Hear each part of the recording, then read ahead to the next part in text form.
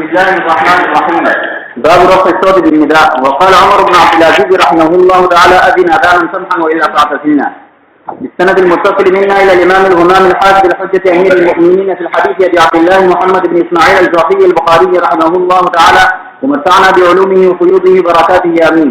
قال حدثنا عبد الله بن يوسف قال أخبرنا مالك عن عبد الرحمن بن عبد الله بن عبد الرحمن بن أبي صعصعة الأنصاري ثم المازني عن أبيه أنه أخبره أن أبا سعيد الخدري رضي الله عنه قال له: إني أراك تحب الغنم والبادية، فإذا كنت في غنمك وباديتك فأذنت للصلاة فارفع صوتك بالنداء، فإنه لا يسمع مدى صوت المؤذن جن ولا إنس ولا شيء إلا شهد له يوم القيامة.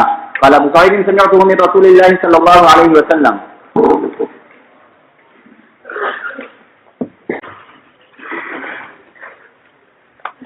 بسم الله الرحمن الرحيم. الحمد لله رب العالمين والصلاة والسلام على رسول الله وعلى آله وصحبه أجمعين. أما بعد. اس باب کے دو مقصد ہیں. ایک یہ کہ اذان کو بلند آواز سے دینا مطلوب ہے،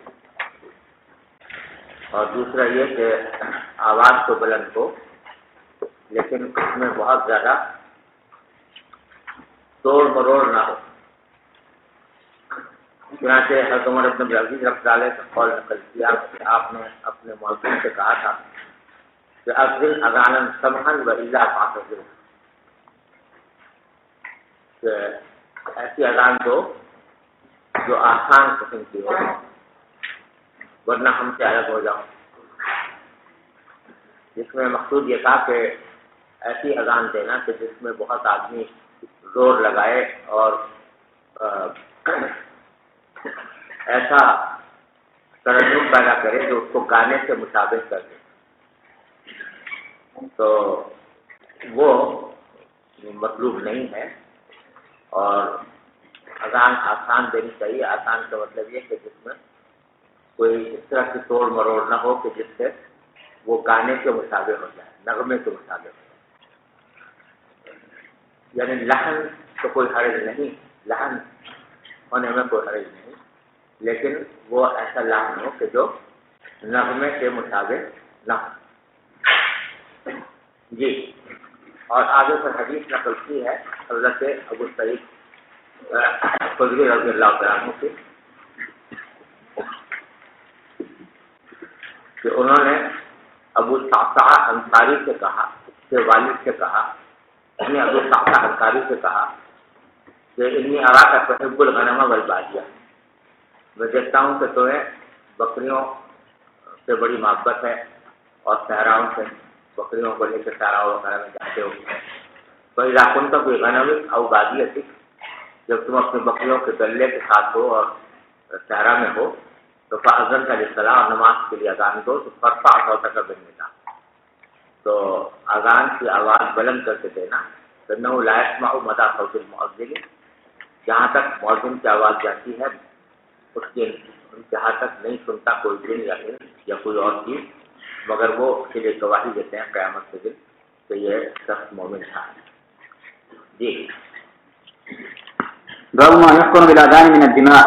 وبه قال اس وقت یہ ہے کہ جہاں جس بستی میں اذان کی آواز آ رہی ہو اس بستی پر حملہ کرنا درست نہیں ہے. حملہ اسی وقت کیا جاتا ہے جبکہ وہاں پر اذان نہ ہو، تو اس سے محفوظ کیے جاتے ہیں خون اذان کے ذریعے.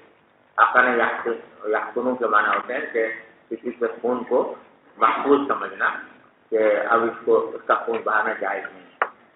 حدیث پہلے جو آئی ہے وہ پہلے گزر گئی. جی. وبه قال حدثنا قتيبة قال حدثنا اسماعيل بن جعفر عن حميد عن انس رضي الله عنه عن النبي صلى الله عليه وسلم انه كان اذا غزا بنا قوما لم يكن يغير بنا حتى يصبح وينذر، فان سمع اذانا كف عنهم ولم يسمع اذانا اغار عليهم. قال فخرجنا الى خيبر فانتهينا اليهم ليلا فلما اصبح ولم يسمع اذانا ركب وركبت خلف ابي طلحه وان قدمي لتمس قدم النبي صلى الله عليه وسلم. قال فخرجوا الينا بمكاتلهم ومساحهم فلما راوا النبي صلى الله عليه وسلم قالوا محمد والله محمد الخبيث. قال فلما رآهم رسول الله صلى الله عليه وسلم قال الله اكبر الله اكبر خربت خيبر انا اذا نزلنا بساحه قوم فساء صباح المنذرين. جی، باب ما يقول اذا سمع المنادي. وبه قال حدثنا عبد الله بن يوسف قال أخبرنا مالك عن ابن شهاب عن عطاء بن يزيد الليثي عن سعيد الخدري رضي الله عنه أن رسول الله صلى الله عليه وسلم قال إذا سمعتم النداء فقولوا مثل ما يقول المؤذن. وبه قال حدثنا معاذ بن فضالة قال حدثنا هشام عن يحيى عن محمد بن إبراهيم بن الحارث قال حدثني عيسى بن طلحة أنه سمع معاوية رضي الله عنه وعنهم يوما فقال بمثله إلى قولي وأشهد أن محمد رسول الله. وبه قال حدثنا إسحاق قال حدثنا وهب بن جرير قال حدثنا هشام عن يحيى نحوه قال يحيى وحدثني بعض وقائنا أنه قال لما قال حي على الصلاة قال لا حول ولا قوة إلا بالله وقال هكذا سمعنا نبيكم صلى الله عليه وسلم يقول. باب الدعاء عند النداء. وبه قال حدثنا علي بن عياش قال حدثنا شعيب بن أبي حمزة عن محمد بن المنكدر عن جابر بن عبد الله رضي الله عنه وعنهم أن رسول الله صلى الله عليه وسلم قال من قال حين يسمع النداء اللهم رب هذه الدعوة التامة والصلاة القائمة آت محمدا الوسيلة والفضيلة وابعثه مقاما محمودا الذي وعدته حلت له شفاعة يوم القيامة. باب الاستهام في الأذان. ويذكر أن قوما اختلفوا في الأذان فأقرع بينهم سعد.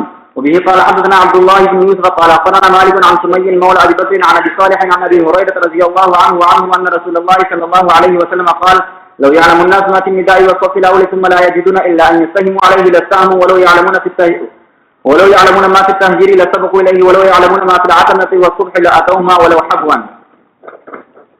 استهام کے معنی ہے قرآن اندازی کرنا. سہم سے نکلا ہے. سہم کے معنی تیر کے ہوتے ہیں اور اہل عرب کیونکہ عام طور سے پورے نکالتے تھے تیر کے ذریعے اس واسطے استہام کا لفظ مطلق قرآن اندازی کے لیے استعمال ہوتا ہے. اور فرماتے ہیں کہ یذکر ان قوم اختلفوا فی الاذان. کچھ لوگوں نے اذان دینے کے بارے میں اختلاف کیا تھا کہ کون اذان دے. تو حضرت سعد بن ابی وقاص رضی اللہ عنہ نے ان کے درمیان قرآن ڈالا. یہ واقعہ ہے جنگ قادسیہ کا. حضرت سعد بن ابی وقاص رضی اللہ عنہ نے جب ایران کے اوپر حملہ کیا تھا اور ایران میں قادسیہ کی جنگ پیش آئی تھی تو وہاں سے جو مؤذن مقرر کیے گئے تھے وہ شہید ہو گئے یا زخمی ہو گئے, اذان دینے کے قابل نہ رہے. تو اس وقت کئی لوگوں نے کہا کہ میں اذان دوں گا, میں اذان دوں گا. تو لوگوں نے میں اختلاف پیدا ہو گیا کہ کون اذان دے. تو سعد رضی اللہ تعالیٰ نے قرآن اندازی کروائی اور قرآن اندازی سے جس کا نام نکلا اس کو مؤذن مقرر کیا. اور یہ درحقیقت حضرت ابو ہریرہ رضی اللہ عنہ کی حدیث جو آگے نقل کی ہے اسی کا ایک مظاہرہ تھا کہ حضرت ابو ہریرہ فرماتے ہیں رسول اللہ صلی اللہ علیہ وسلم قال لو يعلم الناس ما في النداء والصف الاول. اگر لوگ جان لیں وہ فضیلت جو اذان دینے میں ہے اور صف اول میں تو ثم لا يجدون الا ان يستهموا عليه, پھر کوئی اور راستہ نہ پائے وہ مگر یہ کہ اس کے اوپر قرآن اندازی کرے تو لگتا ہم تو ضرور قرآن اندازی کرے. یعنی اگر لوگوں کو پتہ چل جائے کہ ان دونوں کاموں میں اذان دینے میں اور سب سے اول میں نماز پڑھنے میں کیا فضیلت ہے تو ہر ایک آدمی اس کا اشتیاق ظاہر کرے. اور پھر ایک ایسا مرحلہ آ سکتا ہے جب کہ ہر آدمی چاہتا ہو کہ میں اذان دوں, ہر آدمی چاہتا ہو کہ میں سب سے اول میں نماز پڑھوں اور کوئی راستہ ہو نہیں سوائے اس کے کہ قرآن اندازی کرے تو پھر وہ قرآن اندازی ہی کریں گے.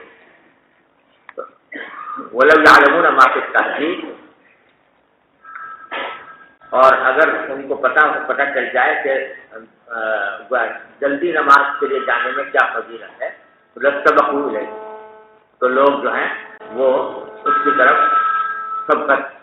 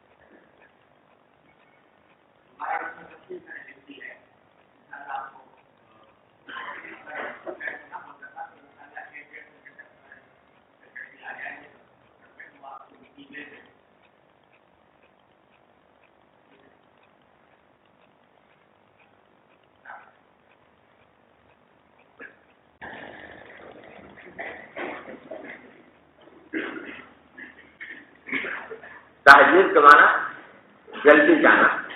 اصل میں حاجرہ سے نکلا ہے، حاجرہ سے میں دوپہر کو کہتے ہیں. تو مطلب یہ کہ جلدی جانا نماز کے لیے. تو اگر اس میں جو فضیلت ہے اس کو اگر لوگ جان لیں تو لَسْتَبَقُوا إِلَيْهِ، تو مسابقت کریں ایک دوسرے سے پہلے پہنچنے. وَلَوْ يَعْلَمُونَ مَا فِي الْعَتَمَةِ وَالصُّبْحِ، اور اگر لوگ جان لیں کہ جو فضیلت ہے عتمہ میں یعنی عشاء کی نماز میں اور صبح کی نماز میں، تو لَأَتَوْهُمَا وَلَوْ حَبًّا، تو دونوں نمازوں کے اندر وہ آئیں چاہے گھٹنوں کے بل چل کر آنا پڑے. حبًّا کے معنی گھٹنوں کے بل چلنا. جی ہاں، اذان کے بارے میں جو بتلایا کہ اذان جو آج جو ہوتی ہے بہت لمبی دی جاتی ہے، جس میں مد کی جو مقدار ہے، مد کی مقدار ہے، مد کی اس سے بھی بڑھا دیا جاتا ہے. جن جگہ پر مد آتا ہے تو 5 مقدار جو ہوتی ہے اس سے بڑھا دیا جاتا ہے. اس کا کیا حکم ہے؟ جائز، مد کو بڑھا دینا جائز میں اذان. البتہ یہ کہ ایسی شکل اختیار نہ کریں جیسے گانے کی. جی، اذان کے جواب میں یعنی حکم میں فرق ہے؟ اگر ایک آدمی مسجد میں ہو اور مسجد میں نہ ہو اس میں کوئی فرق ہے کہ نہیں؟ کوئی فرق یعنی وجوب ہے یا استحباب؟ جی ہے تو مستحب. واجب تو ہے، یعنی واجب زبان سے جواب دینا واجب نہیں ہے، سنت ہے. لیکن ایسی سنت ہے تو اس کا اہتمام کرنا چاہیے. جی سوال ہے. جی انتی کرنی کہ جو بھی ہمارے سامنے جو ہے اذان کے بعد دعا کے الفاظ ہے، اذان کے بعد جو دعا کرنی ہے اللہم، جی یہ دعا کرنی ہے، اس کی جو الفاظ ہے اس کے علاوہ بھی الفاظ مشہور ہیں کہ انک لا تخلف المیعاد والدرجۃ الرفیع. کہ یہ تاکہ جو ابھی ہمارے سامنے دعا کے بعد دعا کے الفاظ ہے اذان کے بعد، اس کے اندر جو ہے اور بھی الفاظ زائد مشہور ہے کہ انک لا تخلف المیعاد یا والدرجۃ الرفیع. کیا یہ ثابت ہے؟ والدرجۃ الرفیع کسی صحیح حدیث میں ثابت نہیں ہے والدرجۃ الرفیع کا لفظ، لیکن بعض ضعیف روایتوں میں آیا ہے. اور انک لا تخلف المیعاد جو ہے یہ بعض روایتوں میں آیا ہے. انک لا تخلف المیعاد صحیح روایت ہے. جی بسم الله الرحمن الرحيم. باب الكلام في الأذان. وتكلم سليمان بن سرد في أذانه وقال الحسن لا بأس أن يلحق وهو يؤذن أو يقيم. بالسند المتصل منا إلى الإمام الإمام الحافظ الحجة أمير المؤمنين في الحديث أبي عبد الله محمد بن إسماعيل بن إبراهيم بن مغيرة بن بردزة الجوفي البخاري رحمه الله تعالى ومتعنا بعلومه وفيوزه وبركاته آمين. قال حدثنا مسدد قال حدثنا حماد عن أيوب وعبد الحميد صاحب الزيادي وعاصم الأحول رضي الله عنه عن عبد الله بن الحارث قال خطب ابن عباس رضي الله عنهما وعنهم في يوم رزق فلما بلغ المؤذن حي على الصلاة فأمره أن ينادي الصلاة في الرحال فنزل القوم بعضهم إلى بعض فقال فعل هذا من هو خير منه وإنها عزمة. اس باب میں یہ مسئلہ بیان کیا ہے کہ اذان دینے کے دوران اگر کوئی مؤذن کوئی بات کرے، اذان سے ایک کلمہ کہا مثلا اذان کا، اور اس کے بعد پھر کوئی صدر کی بات کر لی، تو امام بخاری یہ کہنا چاہتے ہیں کہ وہ جائز ہے ایسا کرنا۔ امام ابو حنیفہ رحمۃ اللہ علیہ اور اکثر کو کہا تھا مسئلہ یہ ہے کہ بات کرنا اس کے لیے مکروہ ہے، پھر بھی اگر کوئی بات کر لے گا تو اذان ہو جائے گی اور اس کے آگے کی ضرورت نہیں ہے، اور یہ کراہت کی اس صورت میں ہے جب سے کوئی بلا ضرورت بات کرے، لیکن اگر کوئی عذر ہے یا کوئی ضرورت ہے یا اذان یا نماز ہی سے متعلق کوئی بات ہے جو کسی سے کہنی ہے تو اس سے کہنے میں کوئی ملاقت نہیں۔ اور فرماتے ہیں وتکلم سلیمان بن سرد فی اذان، حضرت سلیمان بن سرد نے اذان کے دوران کوئی بات چیت کی، یہ روایتوں سے معلوم ہوتا ہے۔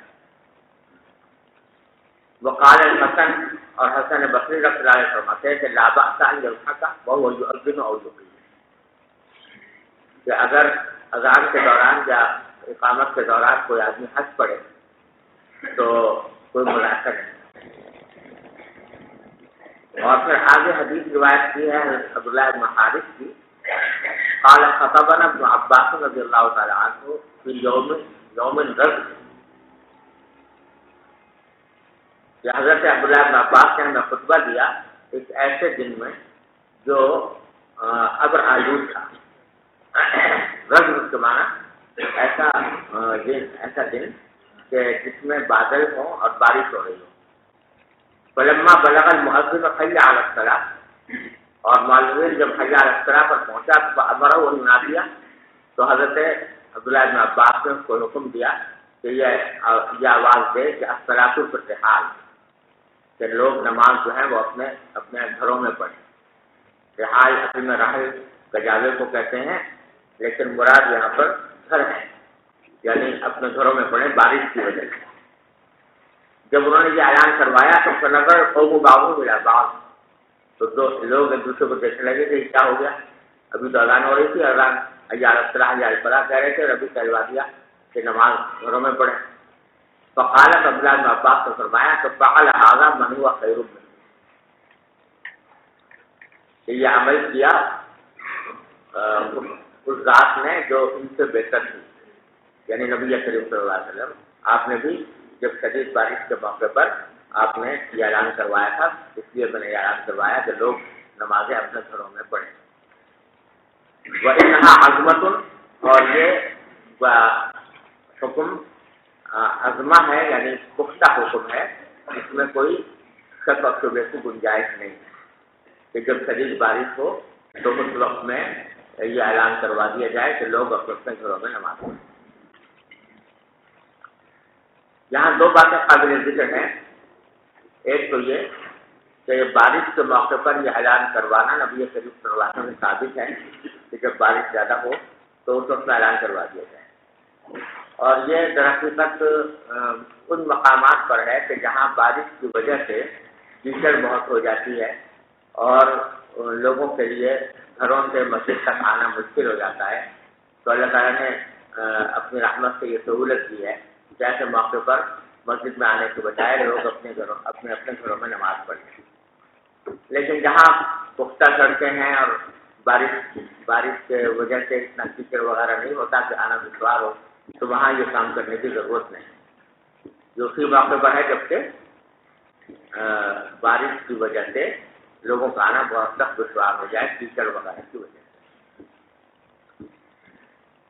دوسری بات یہ ہے، اسی میں یہ بات بھی ہے کہ حضرت عبداللہ بن عباس نے یہاں حی علی الصلاۃ حی علی الفلاح جب کہا تو اسی وقت میں اعلان کروا دیا الصلاۃ فی الرحال۔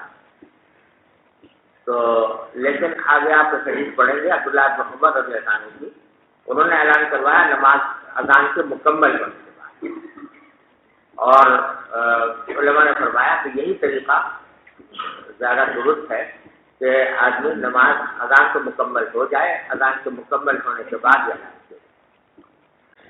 اور اس باب میں جو امام بخاری رحمۃ اللہ علیہ اس حدیث کو لائے ہیں تو وہ در حقیقت یہ بیان کرنے کے لیے کہ اذان کے دوران بات کرنا چاہیے، کیونکہ جب حی علی الصلاۃ تک پہنچے تو ابھی اذان مکمل نہیں ہوئی تھی، اذان کے دوران ہی یہ کہلوایا کہ الصلاۃ بالرحال، تو یہ کلام جو اذان کے دوران کیا، لیکن یہ استدلال صحیح طریقے سے بیٹھتا اس لیے نہیں کہ یہ تو ایک طرح سے اذان کا ایک حصہ ہو گیا، جب یہ سنت قرار دے دی کہ الصلاۃ بالرحال کا اعلان کیا جائے تو یہ اذان ہی کا ایک حصہ ہو گیا، اس کو کلام ناس قرار دینا ممکن نہیں، اس واسطے اس سے استدلال نہیں بنتا کلام بین اذان۔ جی باب الاذان العامة اذا كان له من يخبره. وبه قال حدثنا عبد الله بن مسلمة عن مالك عن ابن شهاب عن سالم بن عبد الله عن أبيه رضي الله عنهم أن رسول الله صلى الله عليه وسلم قال إن بلالا يؤذن بليل فكلوا واشربوا حتى ينادي ابن مكتوم. قال وكان رجلا أعمى لا ينادي حتى يقال له أسبحت أسبحت. نابینا آدمی کو بھی اذان کے لیے مقرر کیا جاتا ہے جبکہ اس کے بعد ایسے لوگ موجود ہوں جو اس کو وقت سے آنے کی خبر دے سکیں۔ چنانچہ عبداللہ بن مکتوم کے بارے میں روایت میں آ رہا ہے، حدیث کا جو پہلا حصہ ہے وہ آگے آنے والا ہے اس کی تصریح، لیکن آخری حصے میں یہ فرمایا گیا کہ وہ کانا رجل اعمی، اور عبداللہ بن مکتوم رضی اللہ عنہ نابینا سے لا ینادی، اور اذان اس وقت تک نہیں دے دیتے حتی یقال له اصبحت اصبحت، جب تک کہ لوگ ان سے آ کر یہ نہ کہتے تو اصبحت اصبحت یعنی آپ صبح ہو گئی ہے صبح ہو گئی ہے، تو لوگوں کے جب لوگ بتا دیتے کہ صبح ہو گئی ہے تو پھر وہ اذان دیتے۔ جی باب الاذان بعد الفجر. وبه قال حدثنا عبد الله بن يوسف قال اخبرنا مالك عن نافع عن عبد الله بن عمر قال اخبرتني حفصة رضي الله عنها وعنهم ان رسول الله صلى الله عليه وسلم كان اذا اعتكف المؤذن للصبح وبدا الصبح صلى ركعتين خفيفتين قبل ان تقام الصلاة.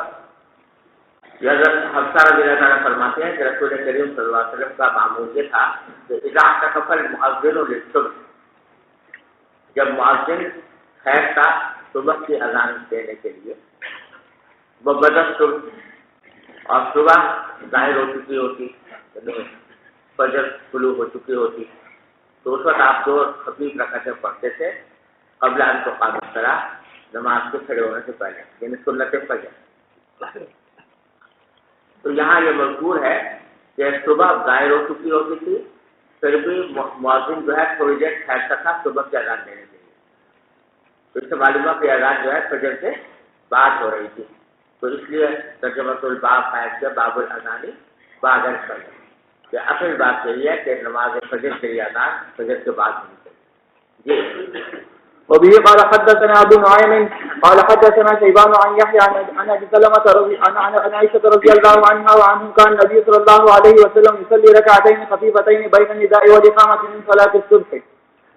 وبه قال حدثنا عبد الله بن يوسف قال اخبرنا مالك عن عبد الله بن دينار عن عبد الله بن عمر رضي الله عنهما وعنهم ان رسول الله صلى الله عليه وسلم قال ان بلالا ينادي بليل فكلوا واشربوا حتى ينادي ابن مكتوم.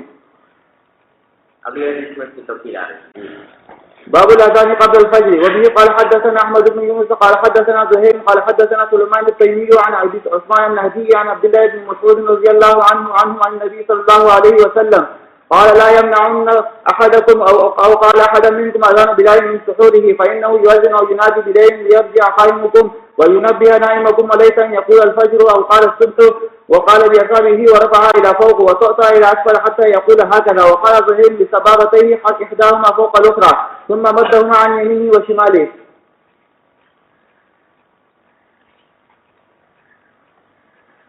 یہ حضرت عبداللہ بن مسعود رضی اللہ عنہ کی روایت ہے کہ نبی کریم صلی اللہ علیہ وسلم نے فرمایا کہ لا يمنعن احدكم او قال احد منكم اذان بلال من سحوره، جو فرمایا کہ تم میں سے کسی کو حضرت بلال کی اذان جو ہے سحری کھانے سے نہ روکے، فإنه يؤذن وقال ينادي بليل، کیونکہ وہ رات کے وقت میں اذان دیتے ہیں، ليرجع قائمكم ولينبه نائمكم، تاکہ وہ لوٹا دیں تم میں سے اس شخص کو جو کھڑا ہو اور تاکہ بیدار کر دے اس شخص کو تم میں سے جو سو رہا ہو۔ صورت حال یہ تھی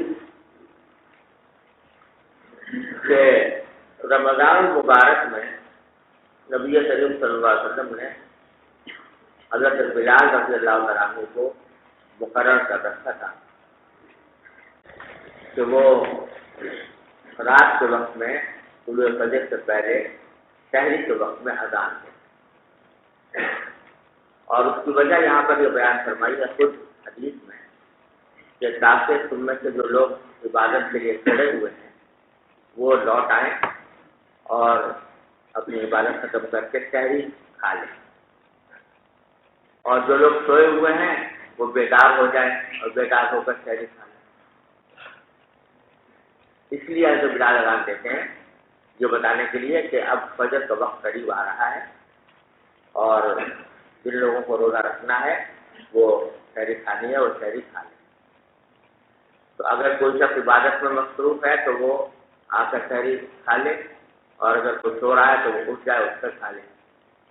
اس مقصد کے لیے حضرت بلال رضی اللہ عنہ کو اذان دینے کے لیے رات کو مقرر کیا۔ اب کیونکہ اذان کا اصل مقصد یہ تھا ہوتا ہے نماز کا اعلان، تو بعض لوگ یہ سمجھتے تھے کہ حضرت بلال نے اس وقت اذان دی اس وقت گویا صبح ہو، اور اس وجہ سے وہ اپنے شہری کھانا چھوڑ دیتے۔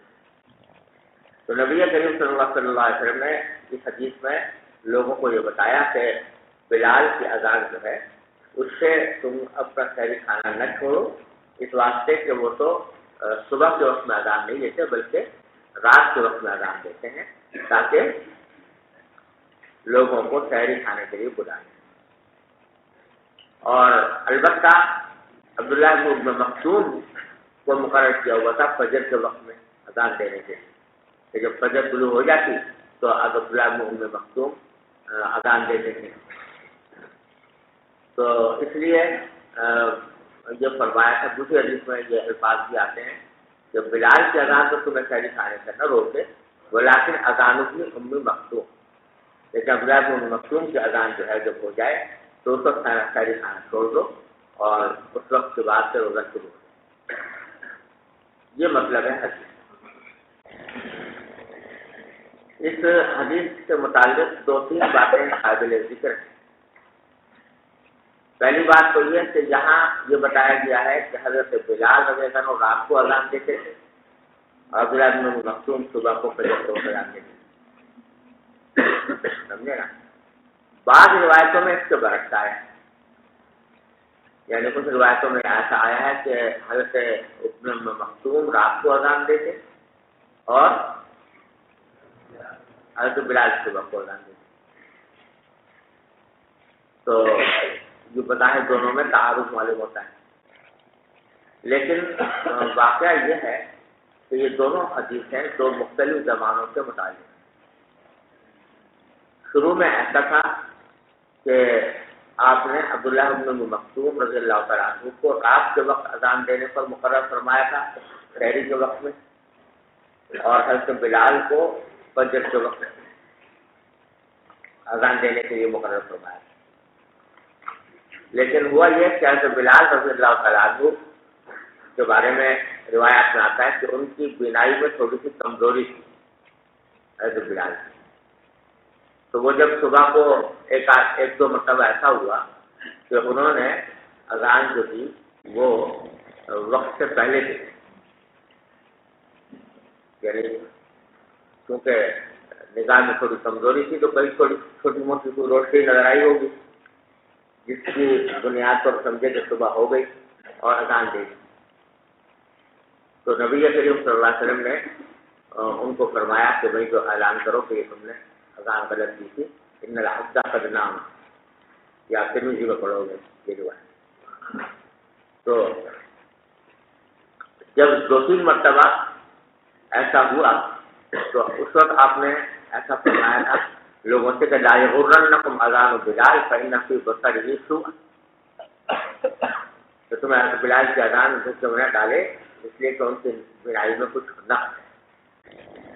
تو جب یہ دو تین مرتبہ ایسا واقعہ پیش آیا تو آپ نے ترتیب بدل دی، حضرت بلال کو رات کے وقت میں اذان دینے کے لیے مقرر فرما دیا جیسا کہ حدیث باب میں ہے، اور عبداللہ بن ام مکتوم کو فجر کے وقت۔ اب اس پر اشکال ہوتا ہے کہ حضرت بلال کی تو آنکھ میں بینائی میں نقص تھا، عبداللہ بن ام مکتوم تو بالکل ہی عامہ تھے، تو ان کو کیسے مقرر کر دیا؟ تو اس کا جواب وہ ہے جو کسی حدیث میں گزرا کہ کان رجل اعمى لا ينادي حتى يقال له اصبحت اصبحت، وہ اپنی بینائی پر اعتماد نہیں کر سکتے تھے، لہٰذا جب لوگ بتاتے کہ بھائی صبح ہو گئی ہے تب وہ اذان دیتے، تو اس واسطے ان کو صبح کے وقت مقرر کرنے میں کوئی خطرہ نہیں۔ بات سمجھ میں آ گئی؟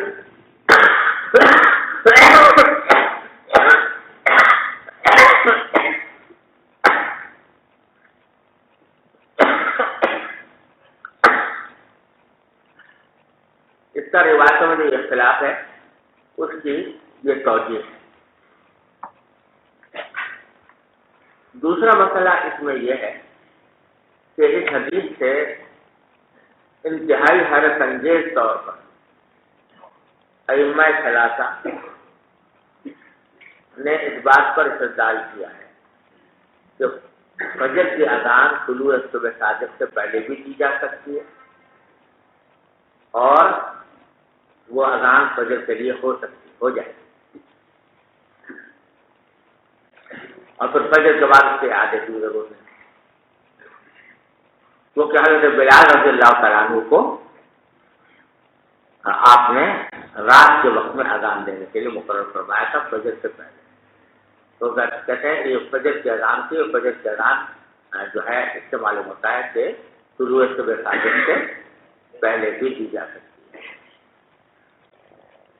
اب انتہائی حیرت ہوتی ہے کہ اس نے بڑے بڑے ائمہ جنہوں نے یہ بات کہی اور اس بات سے استدلال کیا ہے، وہ اس حدیث سے کیسے اس بات پر استدلال کرتے ہیں یا کر سکتے ہیں؟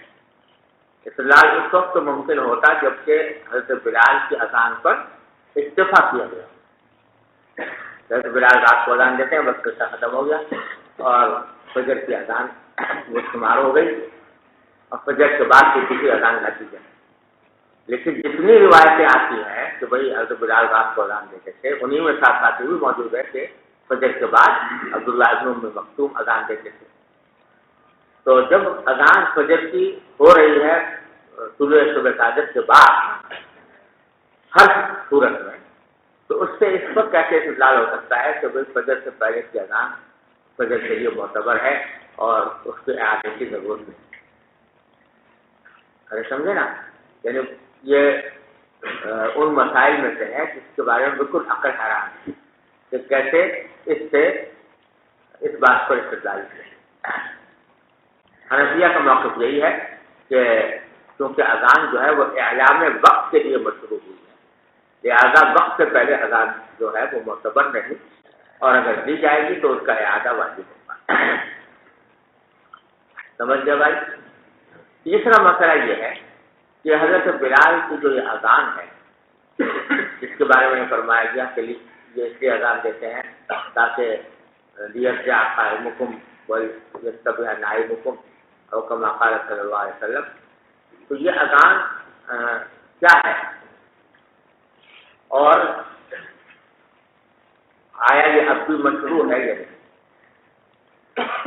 تو امام شافعی رحمۃ اللہ علیہ وغیرہ حضرات یہ فرماتے ہیں کہ یہ تہجد کی اذان ہے اور اب بھی مشروع ہے۔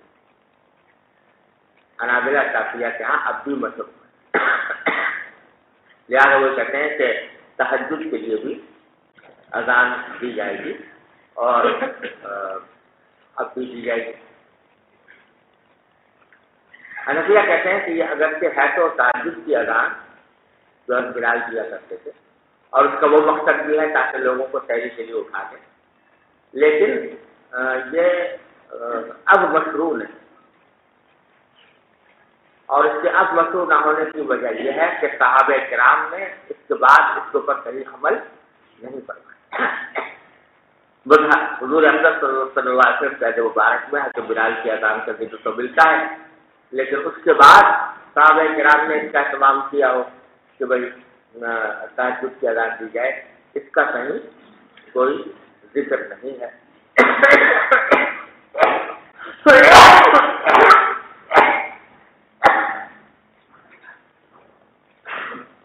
اور جیسا میں نے عرض کیا کہ یہ جو ہے روایات سے یہ معلوم ہوتا ہے کہ یہ عام معمول نہیں تھا تہجد کے لیے اذان دینے کا، بلکہ صرف رمضان میں لوگوں کو اٹھانے کے لیے اذان دی جائے، اور وہ بھی پھر بعد میں صحابہ کرام نے اس کے اوپر عمل نہیں کیا.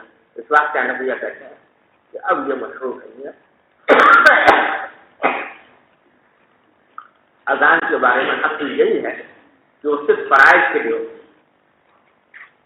نوافل کے لیے یہاں تک کہ واجبات کے لیے بھی اذان مشروع ہے. عیدین کے لیے حالانکہ واجب ہے لیکن اذان نہیں.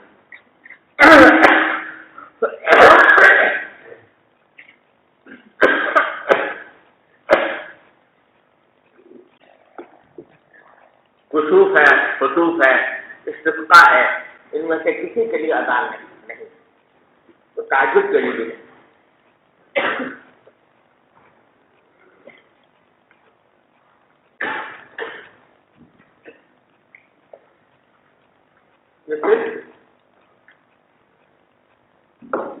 فرائض کے لیے سمجھ گیا بھائی. آگے جو آخری جملہ ہے اس حدیث میں وہ یہ کہ وَلَيْسَ أَنْ يَقُولَ الْفَجْرُ أَوِ الصُّبْحُ وَقَالَ بِأَصْحَابِهِ وَرَفَعَ يَدَهُ. میں نے آپ نے فرمایا کہ فجر یا صبح ایسے نہیں ہوتی.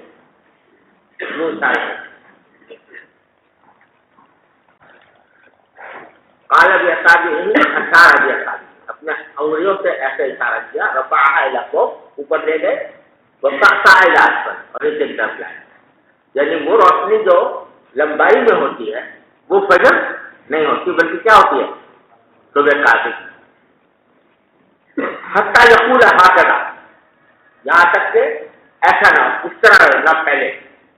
یہ انگلی پر انگلی رکھ کر آپ نے دونوں طرف اشارہ کیا، یعنی چوڑائی میں جب تک نہ پھیلے، جس کو صبح صادق کہتے ہیں. وقال زہیر بسبابتین احداہما فوق الاخری، زہیر نے اپنی سبابتین کو ایک کو دوسری پر رکھا اس طرح، سمجھے آپ. ثم مدہما عن یمینہ وشمالہ، پھر دائیں اور بائیں اس کو کھینچا پھیلا. تو گویا مطلب یہ کہ فجر صبح صادق وہ ہے جو چوڑائی میں پھیلے، لمبائی میں اوپر نیچے اگر پھیل رہی ہے تو وہ صبح صادق نہیں ہے بلکہ صبح صادق. جی وبه قال حدثني سوال جی یہ کیا اذان کو نماز کے علاوہ کسی اور اعلان وغیرہ کے لیے استعمال کیا جا سکتا ہے؟ جی اذان کو ہاں نماز کے اعلان کے علاوہ کسی اور اعلان کے لیے، جیسے کہ معلوم ہوا ہے کہ لیا قائم کو مبین کر دیا. وقت اس وقت کی خصوصیت تھی، اس کے بعد اس پر عمل نہیں ہوا لہٰذا ہوا. البتہ بعض جگہوں پر اذان جو ہے وہ اعلان کے لیے نہیں بلکہ تبرک کے لیے، یا کسی جیسے بچوں کے کان میں اذان دی جاتی ہے تو وہ تبرک مقصود ہے، وہ مشروع ہے. اور بعض خاص مقامات پر جیسے کہ کوئی آفت آ جائے، کوئی مصیبت آ جائے، زلزلہ آ جائے وغیرہ، اس موقع پر بھی اذان ہے. اس کا مقصد اعلان نہیں ہے بلکہ ذکر سے تبرک مقصود. جی اگر کوئی مؤذن صبح کی نماز میں الصلاۃ خیر من النوم بھول جائے تو پھر اس اذان کے بعد ہوگا نہیں. یہ مسئلہ کہیں صراحتاً تو دیکھا نہیں بھائی، لیکن ظاہر یہ ہے کہ اعادے کی ضرورت نہیں ہوگی. بھول گیا تو بھول گیا، سب بات ہے. جی وبه قال حدثني إسحاق قال أخبرنا أبو أسامة قال عبيد الله حدث عن القاسم بن محمد عن عائشة وعن نافع عن ابن عمر رضي الله عنهما وعنهم أن رسول الله صلى الله عليه وسلم قال حدثني يوسف بن عيسى قال حدثنا الفضل قال حدثنا عبيد الله بن عمر عن القاسم بن محمد عن عائشة رضي الله عنها وعنهم عن النبي صلى الله عليه وسلم أنه قال إن بلالا يؤذن بليل فكلوا واشربوا حتى يؤذن ابن أم مكتوم. باب كم بين الأذان والإقامة. وبه قال حدثنا إسحاق الواسطي قال حدثنا خالد عن الجريري عن ابن بريدة عن عبد الله بن مغفر المزني رضي الله عنه عنهم أن رسول الله صلى الله عليه وسلم قال بين كل أذانين صلاة لمن شاء. آپ نے فرمایا کہ ہر دو اذانوں کے درمیان مراد اذان اور اقامت کے درمیان نماز مشروع ہے، اور یہ بات آپ نے 3 مرتبہ فرمائی، اور پھر فرمایا لمن شاء، جو پڑھنا چاہے. مطلب فرض نہیں ہے، واجب نہیں ہے، لیکن کوئی نہ کوئی سنت ہے کہ دو اذان اور اقامت کے درمیان کوئی نماز پڑھی جائے.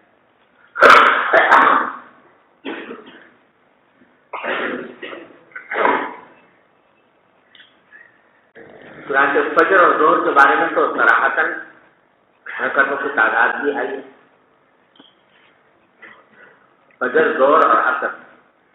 البتہ مغرب کے بارے میں 2 رکعتوں کا ذکر پہلے آ چکا ہے، اور عشاء کے بارے میں کوئی صراحت صحیح احادیث میں نہیں آئی، لیکن اس حدیث کے عموم سے معلوم ہوتا ہے کہ 4 رکعتیں اس وقت بھی پڑھنے بہتر ہے.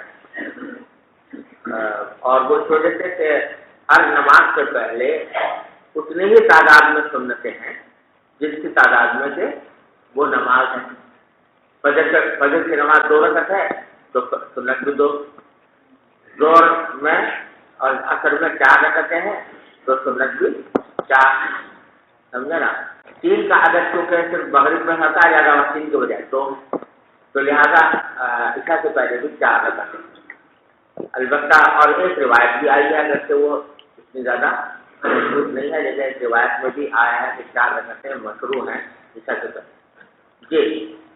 وبه قال حدثنا محمد بن بشار قال حدثنا غندر قال حدثنا شعبة قال سمعت عمرو بن عامر الأنصاري عن أنس بن مالك رضي الله عنهم قال كان المؤذن إذا أذن قام الناس من أصحاب النبي صلى الله عليه وسلم يبتدئون الصلاة حتى يخرج النبي صلى الله عليه وسلم وهم كذلك يصلون ركعتين قبل المغرب ولم يكن بين الأذان والإقامة شيء. وقال عثمان بن جبل وأبو داود عن شعبة ولم يكن بينهما إلا قليل. ایک طرف یہ کہہ رہے ہیں کہ 2 رکعتیں پڑھتے تھے، دوسری طرف یہ کہہ رہے ہیں کہ خطبہ اذان اور اقامت کی چاہیے. تو مراد اس سے یہ ہے کہ اتنی مختصر ہو گئی 2 رکعتیں کہ گویا کچھ ہے. جی. باب ما ينتظر الإقامة. وبه قال حدثنا أبو اليمان قال أخبرنا شعيب عن الزهري قال أخبرني عروة بن الزبير عن عائشة رضي الله عنها وعنهم قالت كان رسول الله صلى الله عليه وسلم إذا سكت المؤذن بالأولى من صلاة الفجر قام فركع ركعتين خفيفتين قبل صلاة الفجر بعد أن يستبين الفجر ثم استجى على شقه الأيمن حتى يأتيه المؤذن للإقامة. باب بين كل أذانين صلاة لمن شاء. وبه قال حدثنا عبد الله بن يزيد قال حدثنا كلمة بن الحسن عن عبد الله بن بريدة عن عبد الله بن مغفر رضي الله عنهم قال قال النبي صلى الله عليه وسلم بين كل أذانين صلاة ثم قال في الثالثة لمن شاء.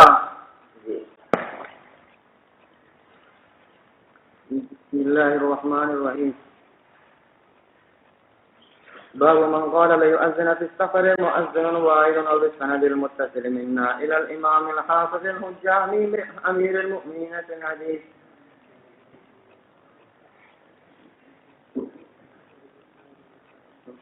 محمد بن إسماعيل البخاري رحمه الله تعالى مستعنا بعلومه وخيره وبركاته آمين. قال حدثنا معلم ناسد قال حدثنا وهيب قال حدثنا وهيب عن أيوب عن أبي قلابة عن مالك بن هويرث رضي الله تعالى عنه وعنهم قال أتيت النبي صلى الله عليه وسلم في نفر من قومه فقمنا عند 20 ليلة وكان رحيما رفيقا فلما رأى شوقنا إلى أهلنا قال ارجعوا فكونوا فيه وعلموه وسلوا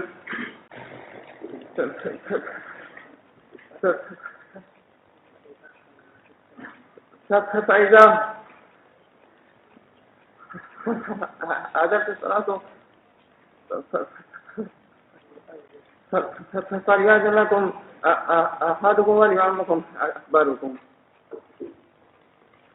باب من قال ليؤذن في السفر مؤذن واحد. سفر میں ایک ہی مؤذن اذان دے. اس سے امام بخاری اور پہلے استدلال کر رہے ہیں جو اشارہ فرما رہے ہیں اذان الجوف کی طرف. اذان الجوف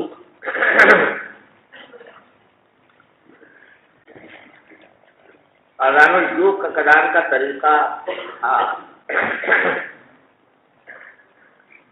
جو لاؤڈ اسپیکر کے آنے سے پہلے تک جس کا رواج رہا، ویسے لاؤڈ اسپیکر آنے کے بعد بھی حرمین میں اس کا رواج رہا، وہ یہ کہ بیک وقت کئی مؤذن اذان دیا کرتے۔ حرمین شریفین میں یہ طریقہ تھا۔ میں نے ابھی جب بچپن میں حج کے لیے حاضر ہوا تھا بچپن میں، تو اس وقت تک یہ طریقہ تھا، بلکہ اس کے بعد بھی کافی دیر تک رہا۔ وہ یہ کہ حرم کے 5 منارے تھے حرم مکہ میں، اور ہر منارے پر ایک مؤذن ہوتا، تو ایک مؤذن نے کہا اللہ اکبر اللہ اکبر، کیا کہ خاموش ہے، پھر دوسرے منارے پر دوسرے مؤذن نے اللہ اکبر کہا، پھر تیسرے منارے پر، چوتھے منارے پر، پانچویں منارے پر، جب 500 کہہ چکے تھے کہہ چکے ہوتے اللہ اکبر، تو پھر پہلا مؤذن کہہ رہے دوبارہ اللہ اکبر اللہ اکبر، پھر اس نے سب دوہرا کر، تو اس نے کہا اشہد ان لا الہ الا اللہ، تو پھر سارے مؤذن دوہرا رہے اشہد ان لا الہ الا اللہ۔ تو مجھے یاد ہے اس وقت بچپن کا کہ تقریباً آدھا گھنٹہ لگتا تھا اذان،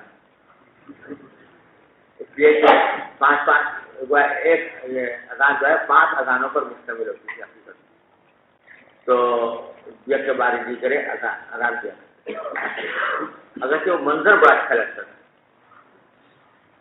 اور بعد میں جب لاؤڈ اسپیکر آ گیا تھا تب ضرورت نہیں رہی تھی اس کی، اصل میں اسے دیا تھا کیونکہ حرم بہت ماشاءاللہ وسیع جگہ پر ہے نا، تو اس لیے تاکہ چاروں طرف اذان کی آواز پہنچ جائے اصل ہی ہوتا۔ لیکن جب لاؤڈ اسپیکر آ گیا تو ضرورت تو نہیں رہی تھی، لیکن کیونکہ ایک روایت چلی آ رہی تھی تو بہت دن تک اس میں بھی لاؤڈ اسپیکر میں بھی یہ سلسلہ جاری رہا، لاؤڈ اسپیکر میں بھی کئی مؤذن اذان دیا تھا، لیکن بعد میں پھر یہ سلسلہ ختم ہو گیا۔ اس کو کہتے تھے اذان الجوب، سمجھے نا؟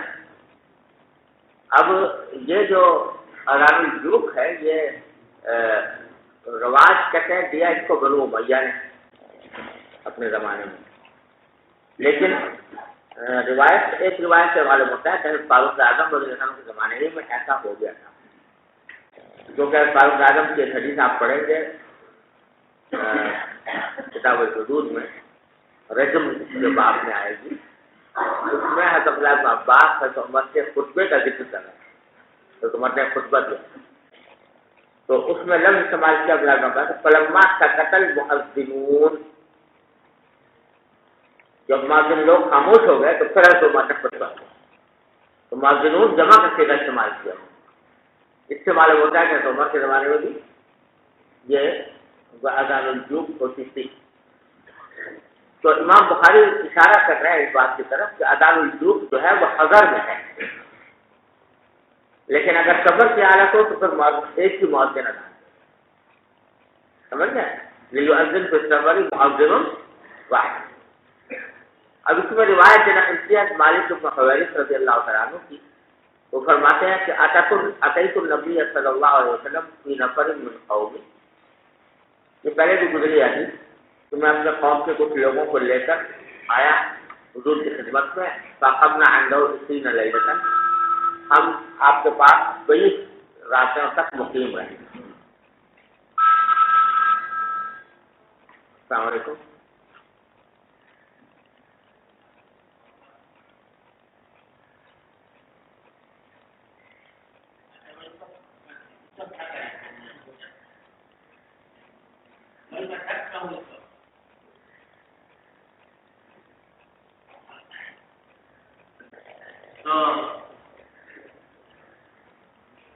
وکانا رحیما رفیقا، نبی کریم صلی اللہ علیہ وسلم بڑے رحم دل تھے اور نرم خو تھے۔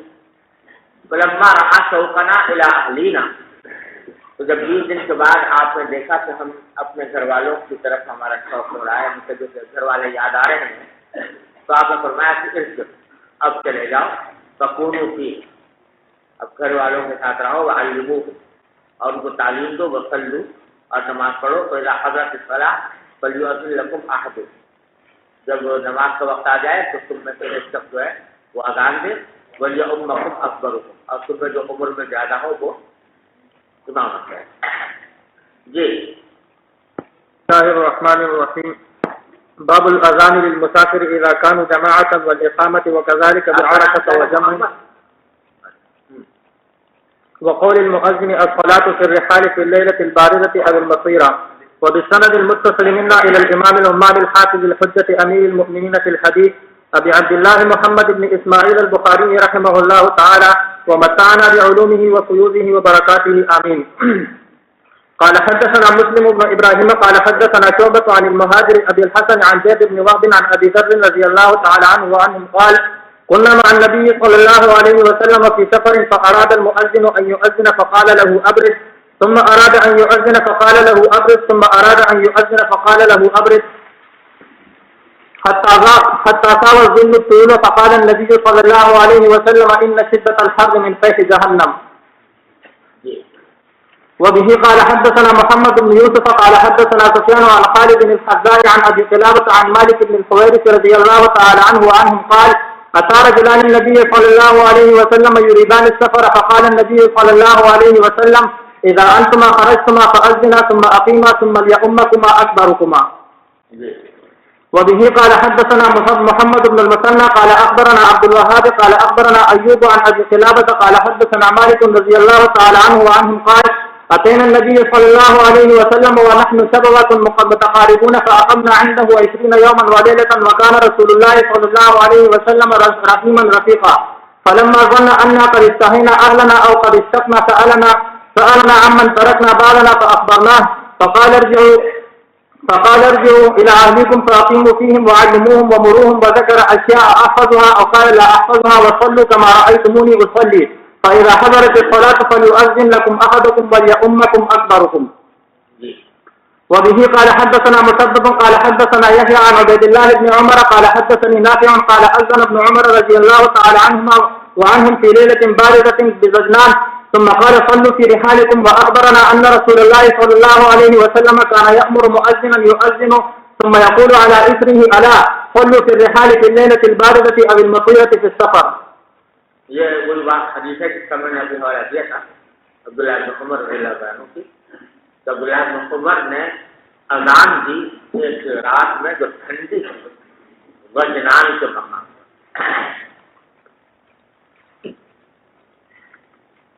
وجنان جو ہے یہ حجازی کا ایک علاقہ ہے، وہاں پر پہاڑ ہے، تو پہاڑی مقام تھا اور اس پر شدید سردی تھی. تو اذان دینے کے بعد حضرت عبداللہ بن عمر نے اعلان کروایا کہ صلو فی رحالکم، تم سب اپنے اپنے گھروں میں نماز پڑھو. یعنی اذان پوری کر لی پھر یہ اعلان فرمایا. وأخبرنا اور ہمیں پھر بتایا کہ ان رسول اللہ صلی اللہ علیہ وسلم کان یأمر مؤذنا یؤذن. آپ بعض اوقات ایسا ہوتا تھا کہ مؤذن کو اذان دینے کا حکم دیتے تھے، ثم یقول علی اثرہ، پھر اذان کے متصل بعد جو فرماتے تھے کہ اذان کے متصل بعد وہ یہ کہے، مؤذن کہے کہ الا صلوا فی الرحال. اور یہ کام آپ کرتے تھے کب؟ فی لیلۃ الباردہ، کسی ایسی رات میں جو کہ بہت ٹھنڈی ہو، اب المطیرہ یا بارش والی ہو. مطیرہ مکر سے نکلا ہے اور یہ فاعلہ ہے، فاعلہ کے معنی میں، ماقرہ کے معنی میں، یعنی وہ رات جس میں کہ بارش خوب ہو رہی ہے صبر کی حالت میں. تو ایسے میں آپ یہ کہتے ہیں. اس میں آپ نے دیکھا کہ عبداللہ بن عمر نے خود بھی یہ جملہ جو کہا یہ اذان مکمل ہونے کے بعد کہا، اور نبی کریم صلی اللہ علیہ وسلم سے جو بات روایت تھی وہ بھی یہ کہ بعد میں صحیح تھا. لہٰذا عبداللہ بن عباس کی روایت میں جو آیا تھا نا کہ حی علی الصلاۃ کے بعد کہہ دیا، تو وہ اس روایت کے خلاف ہے. اور بظاہر مصنون یہی ہے کہ عبداللہ بن عمر نے کیا، کہ عبداللہ بن عباس تو چھوٹے بچے تھے حضور کے زمانے میں، انہوں نے خود تو دیکھا نہیں ہوگا، تو اس لیے عبداللہ بن عمر جو ہیں جو بڑے تھے اس واسطے ان کا قول زیادہ معتبر. جی سوال ہے جی یہ جو لیل باردہ کا ذکر ہے یہاں، جی یہ تبرید کی کوئی تحدید ہے؟ بس تحدید تو کوئی ٹمپریچر نمبر تو ہے نہیں کہ کتنا ٹمپریچر اور یہ جو برفانی علاقے ہیں جن برف پڑتی ہے، ہاں وہی مطلب ہے کہ جہاں پر اتنی شدید سردی ہو کہ لوگوں کے آنے میں بہت زیادہ دشواری ہو. یہ جانور ہے کہ یہ جو حضرات تھے نا جس زمانے کی بات ہو رہی ہے تو وہاں کپڑے وپڑے زیادہ نہیں ہوتے تھے لوگوں کے پاس. آپ کسی پڑھ کر آ رہے ہو کہ انہوں نے کہا اجونا کھانا ڈبل ہوگا، کس کے پاس ہوتے تھے 2 کپڑے، ایک کپڑا پہنا ہوا ہے سارا. اب شدید سردی میں اگر نکل رہے ہیں اب کپڑا کوئی اوڑھنے کے لیے نہیں ہے تو اس میں بیمار ہو جانے کا اندیشہ تھا. تو اس واسطے ایسے اس میں خاص طور پر اس کا اہتمام کیا گیا. اب اگر بچوں سردی ہے بیشک اور اچھی خاصی سردی ہے، تیز سردی ہے، لیکن آدمی کے پاس سردی سے بچاؤ کا انتظام بھی ہے تو پھر یہ ضرورت نہیں ہے. یہ ایسے موقع پر ہے جہاں پر کہ سردی کے وقت میں نکلنے سے اندیشہ ہو لوگوں کے بیمار ہو جانے کا یا ان کو کوئی ضرر پہنچے. جی. وبه قال حدثنا إسحاق قال أخبرنا جعفر بن عون قال حدثنا أبو العميس عن عون بن أبي جحيفة عن أبيه رضي الله تعالى عنه وعنهم قال رأيت رسول الله صلى الله عليه وسلم بالأبطح فجاءه بلال فآذنه بالصلاة ثم خرج بلال بالعنزة حتى ركبها بين يدي رسول الله صلى الله عليه وسلم بالأبطح وأقام الصلاة. باب هل يتتبع المؤذن فاه ها هنا وها هنا وهل يلتفت في الأذان. ويذكر عن بلال أنه جعل إصبعيه في أذنيه وكان ابن عمر رضي الله تعالى عنهما لا يجعل إصبعيه في أذنيه. وقال إبراهيم لا بأس أن يؤذن على غير وضوء. وقال عطاء الوضوء حق وسنة. وقالت عائشة رضي الله تعالى عنها كان النبي صلى الله عليه وسلم يذكر الله على كل أحيانه. اس میں اذان کے کچھ آداب بتائے ہیں. ایک یتتبع المؤذن فاه ها هنا وها هنا، کیا مؤذن جو ہے اپنا منہ جو ہے وہ لے جائے ادھر اور ادھر. یعنی اگر کوئی منارہ ہے مثلا تو اس کی 2 کھڑکیاں ہیں تو کیا ادھر بھی کھڑکی کی طرف جا کر اذان دے اور اس کھڑکی پر بھی جا کر اذان دے. تو مطلب یہی ہے کہ ایسا کرنا ثابت ہے تو بلال رضی اللہ عنہ سے کہ وہ مثلا حی علی الصلاۃ حی علی الصلاۃ ایک مرتبہ ادھر کہا ایک مرتبہ ادھر کہا. باہر یلتفت فی الاذان، اور کیا اذان کے دوران آدمی مڑنے سے مراد وہی ہے کہ حی علی الصلاۃ دائیں طرف اور حی علی الفلاح بائیں طرف. اور یہ عمل مصنون ہے اذان میں بھی اور اقامت میں بھی. بلکہ علامہ صاحب فرماتے ہیں کہ جب بچے کے کان میں اذان دی جا رہی ہے اس وقت وجود کرو عن بلال رضی اللہ تعالیٰ عنہ انہو جعل اصبعیہ فی اذنیہ. حضرت بلال سے بھی مذکور ہے کہ وہ اپنے کانوں میں انگلیاں کیا کرتے تھے اور بلال عمر نہیں دیتے تھے کانوں میں انگلی. تو یہ دونوں طریقے ثابت ہیں، دونوں جائز ہیں. البتہ علماء کرام نے فرمایا کہ حضرت بلال صبح ہر وقت حضور اکرم صلی اللہ علیہ وسلم کے ساتھ سامنے اذان دیا کرتے تھے تو اس واسطے ان کا عمل جو ہے وہ اولا بالاتباع ہے کہ آدمی کانوں میں انگلیاں سے. وقول ابراہیم لا بأس أن يؤذن على غير وضوء. ابراہیم نخعی کا کہنا یہ ہے کہ اس میں کوئی حرج نہیں ہے کہ آدمی بغیر وضو کے اذان دے. حنفیہ کا مطلب یہ ہے کہ کراہت تو ہے اس میں تنزیہی کہ آدمی بغیر وضو کے اذان دے، لیکن اگر کوئی دے تو ہو جائے گی اذان. وقال عطاء الوضوء حق وسنة. حضرت عطاء نے فرمایا کہ وضو برحق ہے اور سنت بھی ہے، لیکن واجب نہیں کہا، فرض نہیں کہا. وقالت عائشہ رضی اللہ عنہا، عائشہ فرماتی ہے کان النبی صلی اللہ علیہ وسلم یذکر اللہ علی کل احیان. یعنی حضور اکرم صلی اللہ علیہ وسلم ہر قسم کے حالات میں اللہ کا ذکر فرماتے تھے. تو معلوم ہوا کہ حدث کی حالت میں بھی اللہ کا ذکر جائز ہے اور اذان بھی اللہ کے ذکر پر مشتمل ہے، لہذا حدث کی حالت میں اذان دینا بھی جائز. جی. وبه قال حدثنا محمد بن يوسف قال حدثنا سفيان عن عون بن ابي جحيفة عن ابيه انه راى بلالا رضي الله تعالى عنه وعنهم يؤذن فجعلت اتتبع فاه ها هنا وها هنا بالاذان.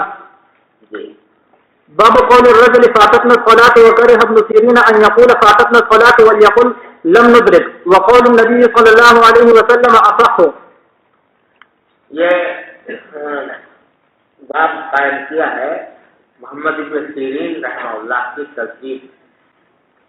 محمد ابن سیرین جو ہے وہ یہ کہا کرتے ہیں کہ بھئی اگر کسی کی نماز کسی سے نماز رہ جائے، کوئی نماز میں نہ شامل ہو کسی وجہ سے، نماز قضا ہو جائے تو یہ نہ کہے کہ فاتت نیت کرے، یعنی فوت کی نسبت نماز کی طرف نہ کرے۔ وہ گویا نماز کے ادب کے خلاف سمجھتے تھے یہ بات کہ یوں کہا جائے کہ نماز فوت ہو گئی، کہتے ہیں نماز کی طرف فوت ہونے کی نسبت کرنا یہ نماز کے ادب کے خلاف ہے۔ یہ امام ابو سیرین فرماتے ہیں۔ امام بخاری فرمائے کہ ایسا کرنا اس کی کوئی ضرورت نہیں ہے اس تکلف کی، اور یہ کہنا کہ مجھ سے نماز فوت ہو گئی ہے اس میں کوئی مذاکرہ نہیں ہے، کیونکہ نبی کریم صلی اللہ علیہ وسلم سے یہ الفاظ منقول ہیں تو ما فاتکم فاتم، آپ نے فرمایا کہ جب نماز کے لیے جاؤ تو سکینت کے ساتھ جاؤ، جتنی نماز تمہیں مل جائے وہ پڑھ لو، وما فاتکم فاتم، جو فوت ہو جائے تو اس کو پورا کرو۔ یہاں فوت کی نسبت خود آپ نے کس کی طرف کی ہے؟ نماز کی طرف، تو معلوم ہے نماز کی طرف فوت کی نسبت کرنے میں کوئی مذاکرہ نہیں۔ اصل بات یہ ہے کہ یہ معاملہ جائز ناجائز کا نہیں ہے، بلکہ یہ ایک بزرگ کے اپنے ذوق کا ہے۔ محمد بن سیرین رحمۃ اللہ علیہ کا ایک ذوق تھا کہ بھئی نماز کے ساتھ فوت طرف استعمال نہ کریں، سمجھے، تاکہ نماز کے ادب کے خلاف ہو۔ تو جائز ناجائز کا مسئلہ نہیں ہے، ان کے اپنے ذوق کی بات تھی جو انہوں نے کہی۔ تو کہتا باب قول رسول فاتت الصلاۃ وکرہ ابن سیرین ان یقول فاتت الصلاۃ، محمد بن سیرین نے اس کو مکروہ سمجھا ہے کہ کوئی شخص یہ کہے ولیقل لم ندرک، ہاں جب اگر نماز چھوٹ جائے تو یہ نہ کہے کہ فاتت الصلاۃ، بلکہ کیا کہے لم ندرک، اپنی طرف نسبت کرے کہ ہم نہیں پا سکے نماز کو۔ لیکن کہتا وقول النبی صلی اللہ علیہ وسلم صحیح، ظاہر حضور اکرم صلی اللہ علیہ وسلم کا قول جو ہے وہ زیادہ اولا بالاتباع ہے، کیونکہ حضور اکرم صلی اللہ علیہ وسلم فاتح کا استعمال کیا جاتا ہے، اس میں کراہت سمجھنا درست ہے۔ جی وبه قال حدثنا ابو نعيم قال حدثنا شيبان عن يحيى عن عبد الله بن ابي قتادة عن ابيه رضي الله تعالى عنه وعنهم قال بينما نحن نصلي مع النبي صلى الله عليه وسلم اذا سمع جلبة رجال فلما صلى قال ما شانكم؟ قال استعجلنا الى الصلاة قال فلا تفعلوا اذا اتيتم الصلاة فعليكم السكينة فما ادركتم فصلوا وما فاتكم فاتموا۔ حضرت قتادہ فرماتے ہیں کہ ہم اس دوران کے حضور اکرم صلی اللہ علیہ وسلم کے ساتھ نماز پڑھ رہے تھے، اس سمیات جلبت رجال، اس میں آپ میں کچھ لوگوں کا شور تھا نماز کے دوران۔ فلما صلی، جب نماز پڑھ چکے تو قال ما شانکم، پوچھا کہ کیا وجہ ہے، تمہارا کیا معاملہ تھا جس کی وجہ سے شور ہو رہا تھا؟ قالوا صحابہ کرام نے کہا کہ استعجلنا الی الصلاۃ، ہم نماز کی طرف جلدی جلدی آ رہے تھے تو تیز تیز آنے میں یہ آوازیں پیدا ہو گئی۔ تو آپ نے فرمایا فلا تفعلوا، ایسا نہ کرو، اذا اتیتم الصلاۃ فعلیکم السکینہ، نماز کے لیے آ رہے ہو تو تمہارے اوپر سکینت ہونی چاہیے، سکینت و وقار کے ساتھ آنا چاہیے، جو تمہیں مل جائے وہ پڑھ لو، جو رہ جائے اس کو پورا کر لو۔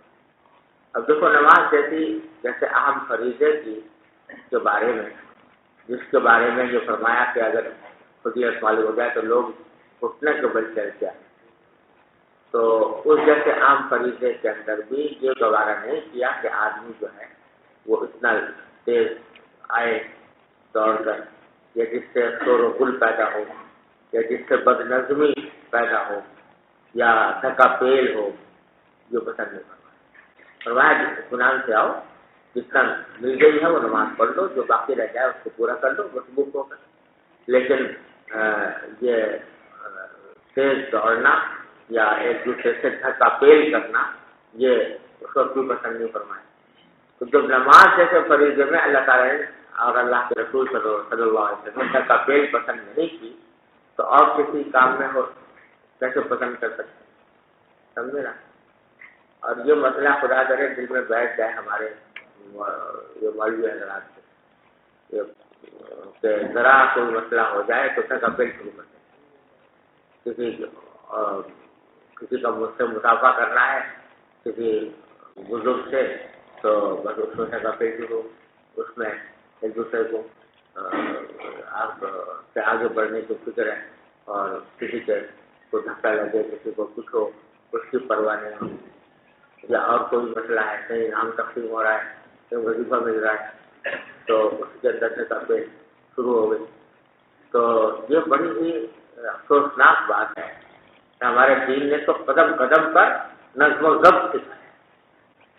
قدم قدم پر آپ نماز کے اندر، نماز جیسے اہم فریضے کے اندر سب بندی کیسے کرتے اور اس بات کا کتنا لحاظ رکھا ہے کہ نماز کے لیے آؤ تو تفریح نہ.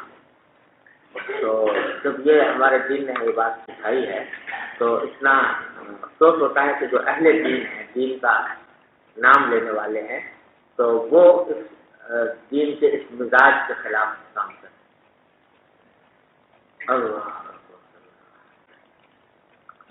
یہ ہم لوگ یورپ امریکہ والوں کو گالی والی تو بہت دیتے ہیں کہ بہت برے لوگ ہیں، خراب لوگ ہیں، اور ہے بھی انہیں بہت کفر کے اعتبار کے لیے اور بہت سے فسق و فجور کے اعتبار سے واقعات وہ ہیں بھی ایسے.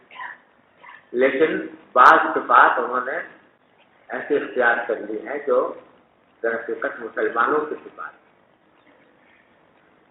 جس کی وجہ سے اللہ تعالیٰ نے ان کو کم از کم دنیا میں عروج دیا.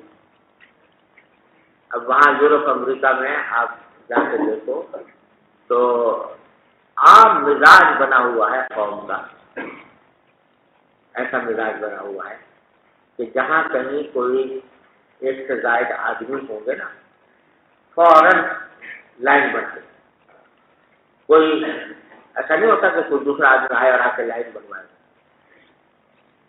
لازمی ہر ایک آدمی کا مزاج ہے کہ بھائی ایک جگہ 5 آدمی جمع ہو گئے تو 5 آدمی فوراً لائن بنا لیں اور لائن کے سارے کام.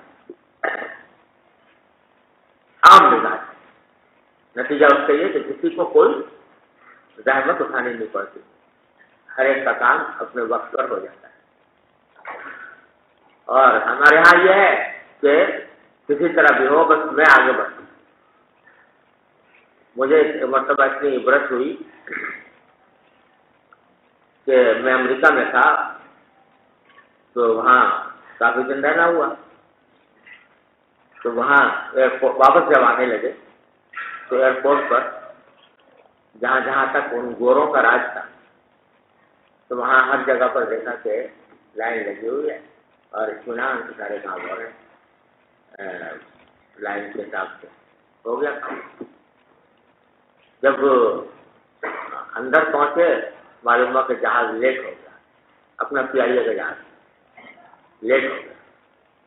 اتنا لیٹ ہو گیا کہ سارے مسافروں کو پھر ضرورت پیش آئی کہ دوبارہ گاڑی میں سوار کر کے ہوٹل کی طرف لے جائیں. بارش ہو رہی. تو اب جب بس آئی تو الامان اور جو دھکا پیش ہوئی ہے اور جو ایک دوسرے کو دھکا دے کے آگے نکلنے کی فکر کی ہے لوگوں نے کہ کسی شریف آدمی کا تو اندر داخل ہونا ہی مشکل ہو.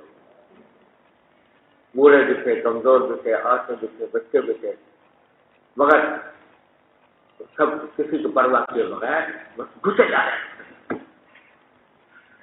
تو اتنا افسوس ہوا کہ کافروں کا یہ حال اور مسلمانوں کا یہ حال. تو یہ منظر نظر آتا ہے. تو یہ دنیا میں جو ان کو عروج مل رہا ہے اور دنیا کے اندر ہم جو نیچے جا رہے ہیں تو اس کا ایک بڑا سبب یہی ہے. میرے والد ماجد رحمۃ اللہ علیہ تعالیٰ کے درجات بلند فرمائے. بڑی سنہری بات فرماتے تھے یاد رکھنے کی. فرمایا کرتے تھے کہ باطل میں تو ابھرنے کی صلاحیت ہی نہیں. ان الباطل کان کفورا. لیکن اگر کسی باطل قوم کو دیکھو کہ وہ ابھر رہی ہے تو جان لو کہ اس کے ساتھ کوئی حق بات لگی ہے جس نے اس کو ابھارا. باطل میں طاقت نہیں ابھر رہی، لیکن اس کے ساتھ کوئی حق چیز لگی جس نے اس کو ابھارا. تو یہ جو ترقی ان لوگوں نے کی ہے یہ ترقی ان کے کفر کی وجہ سے نہیں، شرک کی وجہ سے نہیں، فسق و فجور کی وجہ سے نہیں، بلکہ کچھ اچھے ایسی صفات انہوں نے اختیار کر لی جو در حقیقت اسلام کی تعلیم تھی. تو اللہ تعالیٰ نے دنیا میں کم از کم ان کا بدلا دیا. آخرت میں تو کچھ ہے نہیں, دنیا میں بدلا دے دیا تو اس کی طرف سے ہو رہی. مثلاً یہ نظم ہے, ضبط ہے, ایک دوسرے کا خیال ہے, کچھ اخلاقی ہے, اور تجارت میں امانت ہے کہ تجارت میں جھوٹ نہ بولنا وغیرہ وغیرہ, اس قسم کی ساری چیزیں ہیں. محنت ہے, ایثار ہے, یہ صفات ہیں جو انہوں نے اختیار کر لی, جس کی وجہ سے دنیا کے اندر ان کو اللہ نے عروج دیا. تو ہمارے ہاں یہ چیزیں مقصود ہیں. کا پیڑ کا یہ عالم, ہر چیز ہر جگہ پر دیکھو جہاں پر. تو یہ ساری حدیثیں جو ہم پڑھتے ہیں ان سے جو سبق مل رہا ہے ان کو اپنی زندگی میں اختیار کرنے کی ضرورت ہے. چلیے, بسم اللہ الرحمن الرحیم. باب ما أدركتم فصلوا وما فاتكم فأتموا. قاله أبو قتادة رضي الله عنه عن النبي صلى الله عليه وسلم. وبالسند المتصل منا إلى الإمام الهمام حافظ الحجة عبد السميع.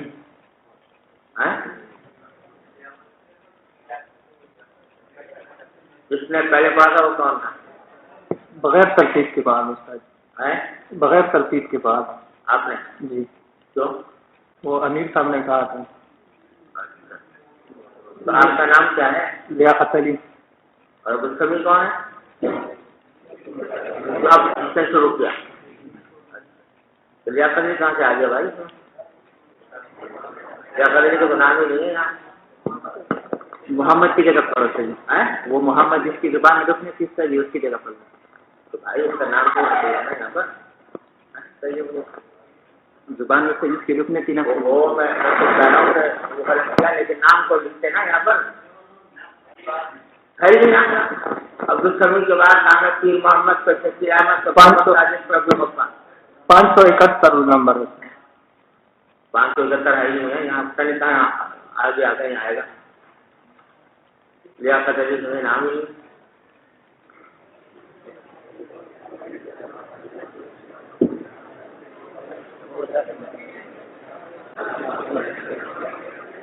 سے کے بعد آئے گا نا.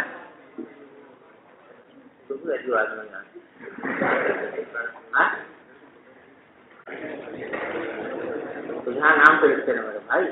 جب یہ تقسیم مقرر کی تھی اس کا نام جو ہے یہاں نام لکھتے. میں سمجھ رہا ہوں کہ اب سمجھا جیسے پڑھا تھا.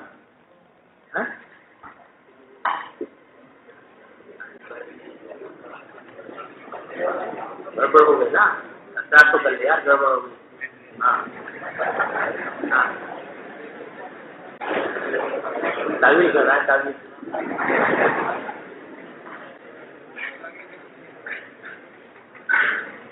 اچھا یہ لیاقت علی تھا جس میں پہلے پڑھا تھا. اب اب کچھ سمجھ ہے. اچھا اللہ مالک خبر پتا نہیں کیا ہے. چلو. وبالسند المتصل منا إلى الإمام الهمام حافظ الحجة أمير المؤمنين في الحديث أبي عبد الله محمد بن إسماعيل بن إبراهيم بن المغيرة المعتز البخاري رحمه الله تعالى. یہ تم نے وہاں سے کسی دور سے کیسے لے کے آئے آدمی؟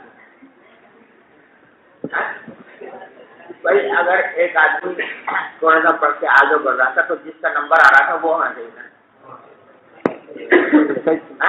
تو یہ پہلے تقسیم کی غلطی تھی, بعد میں پتہ چلا کہ ان کی زبان میں لکھنے تھی تو جن کو عبارت دی تھی بھائی وہ تو میں آ گیا, 10 مرتبہ دہرانے کی ضرورت نہیں ہے.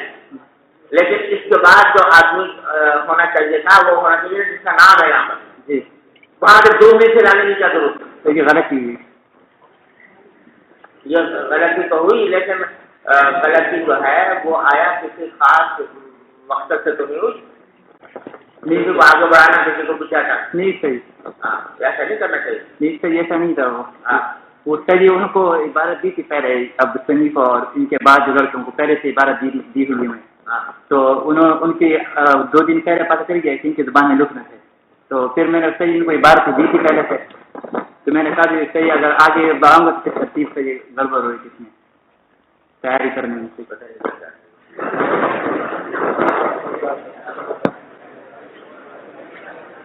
بھائی سیدھی سی بات یہ ہے کہ ایک آدمی کو عذر پیش آ گیا جو آگے نہیں بڑھ سکتا, تو اس کی جگہ اگلا آدمی آ جائے، بات ختم ہو گیا. 3 منٹ سے دوسرے آدمی کو لانے کی کیا ہوتی ہے؟ چلو جو بعد والے آدمی، یہ بعد والے آدمی صحیح 2 دن پہلے 4-5 دن پہلے عبارت دے دیتے ہیں، وہ پہلے سے تیاری کر لیتے ہیں. تو جو پہلے سے تیاری کر لیتے ہیں تو اب وہ انہوں نے تیاری کی ہوئی تھی، تو یہ درمیان والی جو عبارت تھی محمد بھائی کی، پھر اس لیے یہ کسی اور کو دینی پڑی، کیونکہ انہوں نے جو عبارت پڑھنی تھی وہ اس کی تیاری کرنی تھی، دوسری نہیں پڑھ رہے تھے، تو اس لیے پھر انہوں نے ان کو دے دی. تیاری اگلے والے سے کرائے تو جن سے جس میں تیاری کی ہوئی ہے اس سے اگلا جو آدمی ہے اس کو دے تو کیا بات ہے. چلو وبالسند المتصل منا إلى الإمام الإمام حافظ الحجة أمير المؤمنين في الحديث أبي عبد الله محمد بن إسماعيل بن إبراهيم بن المغيرة الجعفي البخاري رحمه الله تعالى ومتعنا بعلومه وقيوده وبركاته آمين.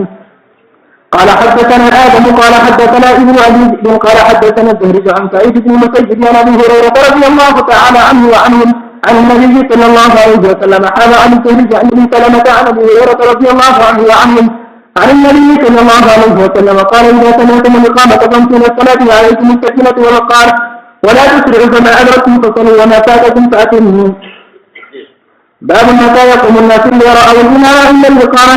وبه قال حدثنا مسلم بن إبراهيم قال حدثنا هشام قال كتب إلي يحيى عن عبد الله بن أبي قتادة عن أبي رضي الله عنه وعنه قال قال رسول الله صلى الله عليه وسلم إذا أقيمت الصلاة فلا تقوموا حتى تروني. جب نماز کی اقامت ہو تو اس وقت تک کھڑے نہ ہو جب تک مجھے نہ دے. یعنی بعض رات ایسا ہوتا تھا کہ اس امید پر کہ نبی کریم صلی اللہ علیہ وسلم باہر تشریف لانے والے ہیں پہلے سے کھڑے ہو جاتے تھے. بعض اوقات نبی کریم صلی اللہ علیہ وسلم کو باہر تشریف لانے میں کچھ وقت لگتا تھا تو خامخواہ کھڑے ہو کر مشقت اٹھاتے تھے. تو آپ نے فرمایا کہ جب تک مجھے نہ دیکھ لو اس وقت تک کھڑے رہو. اب یہاں جو مسئلہ امام بخاری نے چھیڑا ہے ترجمہ الباب میں وہ یہ ہے کہ مقتدیوں کو کب کھڑا ہونا چاہیے. سمجھے نا؟ جبکہ اقامت ہو گئی ہو یا ہو رہی ہو، آیا اقامت کی ابتدا میں کھڑے ہو جائیں، یہ درمیان میں ہے، یہ کہاں. تو اس میں جو راجح قول ہے وہ یہ ہے کہ بہتر تو یہی ہے کہ اقامت کی شروع ہی میں سب کھڑے ہو جائیں تاکہ سب بندی آرام سے اطمینان سے ہو سکے. البتہ فقہائے حنفیہ نے یہ کہا ہے جو ایک جملہ ہمارے متون میں لکھا ہوا ہے تو وہ یقوم عند حی علی الفلاح، حی علی الفلاح کے وقت میں کھڑا ہو. اس کا مطلب در حقیقت یہ تھا کہ حی علی الفلاح جب مؤذن جا رہا ہو تو اس وقت میں کوئی شخص بیٹھا نہ رہے، سب کھڑے ہو چکے. سمجھے نا؟ اور حکمت اس میں یہ ہے کہ آگے قد قامت الصلاۃ کہتا ہے نا مؤذن، تو اس کا یہ قول جھوٹ نہ ہو. اگر وہ تو کہا قد قامت الصلاۃ لوگ بیٹھے تو یہ خلاف واقعہ بات ہوتی. اس لیے حی علی الفلاح جب کہے تو اس وقت تک سب کھڑے ہو چکے ہوں. ارے سمجھ گئے؟ اس کے معنی یہ ہے کہ حی علی الفلاح کے بعد بیٹھے رہنا جائز نہیں. ٹھیک؟ لیکن اس کا یہ مطلب نکال لیا بعض لوگوں نے کہ حی علی الفلاح سے پہلے کھڑا ہونا جائز نہیں، جو صحیح نہیں. سمجھے نا؟ اور خاص طور سے ہمارے بریلوی دوست جو ہیں انہوں نے یہ مطلب لے لیا کہ حی علی الفلاح سے پہلے کھڑا ہونا جائز نہیں، لہذا وہ جمع بیٹھے رہتے اقامت کے دوران، اور جب حی علی الفلاح مؤذن چلا تو گد گد گد کر کے سب کھڑے ہو گئے. سمجھے نا؟ بلکہ اگر پہلے سے کھڑے ہیں تو بیٹھ جائیں اقامت کے وقت اور پھر حی علی الفلاح کے وقت کھڑے ہو. تو یہ مطلب ہرگز نہیں ہے اس قول کا کہ یقوم عند حی علی الفلاح. معنی کیا ہے کہ اس وقت تک کوئی بیٹھا نہ رہے. آپ پہلے سے کھڑے ہو جانا اس لیے بہتر ہے تاکہ تصویر رکوع آرام سے ہو. چلیے باب لا يقوم إلى الصلاة مستعجل وليقوم إليها بالسكينة والوقار. وبه قال حدثنا أبو نعيم قال حدثنا شيبان عن يحيى عن عبد الله بن أبي قتادة عن أبيه رضي الله عنه وعنه قال رسول الله صلى الله عليه وسلم إذا قومت الصلاة فلا تقوموا حتى تروا عليكم السكينة. تابعه علي بن المبارك. باب هل يخرج من المسجد لعلة. وبه قال حدثنا عبد العزيز بن عبد الله قال حدثنا إبراهيم بن سعد عن صالح بن كيسان عن ابن شهاب عن ابي سلمة عن ابي هريرة رضي الله تعالى عنه وعنهم أن رسول الله صلى الله عليه وسلم خرج وقد قيمت الصلاة وعدلت الصفوف حتى إذا قام في مصلاه انتظرنا أن يقدم انصرف قال على مكانكم فما أتفنا على هيئتنا حتى خرج إلينا ينقص رأسه ماء وقد اغتسل. یہ مقطع یہ بیان کر رہے ہیں کہ کیا مسجد سے اذان کے بعد کسی وجہ سے آدمی نکل کر جا سکتا ہے. اصل میں اشارہ کر رہے ہیں اس حدیث کی طرف جس میں اذان کے بعد مسجد سے نکلنے کی ممانعت آئی. تو مسئلہ یہ بتانا چاہ رہے ہیں کہ یہ ممانعت اس وقت میں ہے جب کہ آدمی یا تو بلا وجہ نکلے یا اس طرح نکلے کہ پھر نماز کے لیے واپس آنے کا ارادہ نہ ہو تو منع. لیکن اگر کسی ضرورت سے حاجت سے نکل رہا ہے اذان کے بعد مسجد سے اور پھر واپس لوٹ کر آنا بھی ہے نماز کے لیے، نماز وہ چھوٹے گی نہیں، تو پھر نکلنے میں کوئی مذائقہ نہیں. سمجھ گئے بھائیو؟ اور یہی حکم اس کا بھی بتایا کہ کسی شخص لوٹنا چاہے نہ ہو کسی مسجد کی طرف مگر کسی اور مسجد میں جا کر نماز پڑھنا مقصود ہے، اس کے لیے نکل رہا ہے، اس کی بھی گنجائش. تو حضرت ابو ہریرہ رضی اللہ عنہ فرماتے ہیں کہ نبی کریم صلی اللہ علیہ وسلم نکلے جبکہ نماز قائم ہو چکی تھی اور سب میں سجود کر دی گئی تھی، یہاں تک کہ جب آپ اپنے مصلی پر کھڑے ہوئے تو انتظرنا ان یکبر، ہم انتظار میں تھے کہ آپ تکبیر فرمائیں گے. تو اس وقت آپ کی طرف آپ واپس چلے گئے اعلیٰ مکان اور فرمایا اعلیٰ مکان کوئی اپنی جگہ پر ٹھہرے رہو. اور مکانہ اعلیٰ حیاتنا، ہم اپنی جگہ پر ٹھہرے رہے حتیٰ خرج علینا وقت یہاں تک کہ تھوڑی دیر کے بعد آپ کو قبلہ اس حالت میں کہ آپ کے سر مبارک سے پانی ٹپک رہا تھا اور غسل کر کے آئے. پہلے بھی حدیث گزر گئی ہے، اس وقت آپ بھول گئے تھے. جی اگر پہلے سے کوئی صلاۃ وقتی ادا کر چکا ہو پھر مسجد میں جائے اسی نماز کی اذان کے بعد کیا ادا کر چکا ہو؟ وہ نماز ادا کر چکا ہو ہاں، اور اس کے بعد پھر اذان کے بعد کسی مسجد میں جائے کسی کام کی ضرورت ہے تو اس کو پھر وہاں نماز ادا کرنی ضروری ہے. ضرور. چلیے. باب إذا قال الإمام مكانكم حتى يرجع انتظروه. وبه قال حدثنا إسحاق قال أخبرنا محمد بن يوسف قال حدثنا الأوزاعي عن الزهري عن أبي سلمة بن عبد الرحمن عن أبي هريرة رضي الله عنه وعنه قال وقيمت الصلاة سوى الناس صفوفهم فخرج رسول الله صلى الله عليه وسلم فتقدم وهو جنوب ثم قال على مكانكم فرجع فاغتسل ثم خرج ورأسه يقبل ماء فصلى بهم. باب قول الرجل ما صلينا. وبه قال حدثنا أبو نعيم. بات اس لیے قائم کیا کہ جیسے پیچھے آیا تھا نا کہ امام ابن سیرین نے فرمایا کہ نماز فوت ہو گئی نہیں کہنا چاہیے. اسی طرح بعض لوگوں نے کہا کہ اگر کسی نے ابھی نماز نہیں پڑھی تو کوئی پوچھے کہ میں نماز پڑھ لی تو یہ نہ کہے کہ میں نے نہیں پڑھی بلکہ یہ کہے مجھے ابھی پڑھنی ہے. سمجھے نا؟ یعنی یہ کہنا کہ میں نے نماز نہیں پڑھی یہ گویا ایک طرح سے اپنے جرم کا ایک اظہار ہے. تو کیا ضروری ہے اس کے بجائے کیا کہے جبھی مجھے پڑھنی. یہ بات حضرات نے یہ ادب بتایا. تو امام بخاری کہہ رہے ہیں کہ کوئی آدمی اپنے ذوق سے یہ بات کہے تو بات کہے، لیکن ایسا کہنے میں کوئی حرج اس لیے نہیں ہے کہ خود نبی کریم صلی اللہ علیہ وسلم سے ثابت ہے کہ آپ نے اس موقع پر یہ فرمایا کہ ہمیں نماز نہیں پڑھی، تو اس کو کہنے میں کوئی حرج. جی. وبه قال حدثنا أبو نعيم قال حدثنا شيبان عن يحيى قال سمعت أبا سلمة يقول أخبرنا جابر بن عبد الله رضي الله عنه وعنهم أن النبي صلى الله عليه وسلم جاءه عمر بن الخطاب رضي الله عنه يوم خندق فقال يا رسول الله ما كنت والله ما كنت أن أصلي حتى كانت الشمس تغرب وذلك بعدما أفطر الصائم. فقال النبي صلى الله عليه وسلم والله ما صليتها. فنزل النبي صلى الله عليه وسلم إلى بطحان وأنا معه فتوضأ ثم صلى العصر بعدما غربت الشمس ثم صلى بعدها المغرب.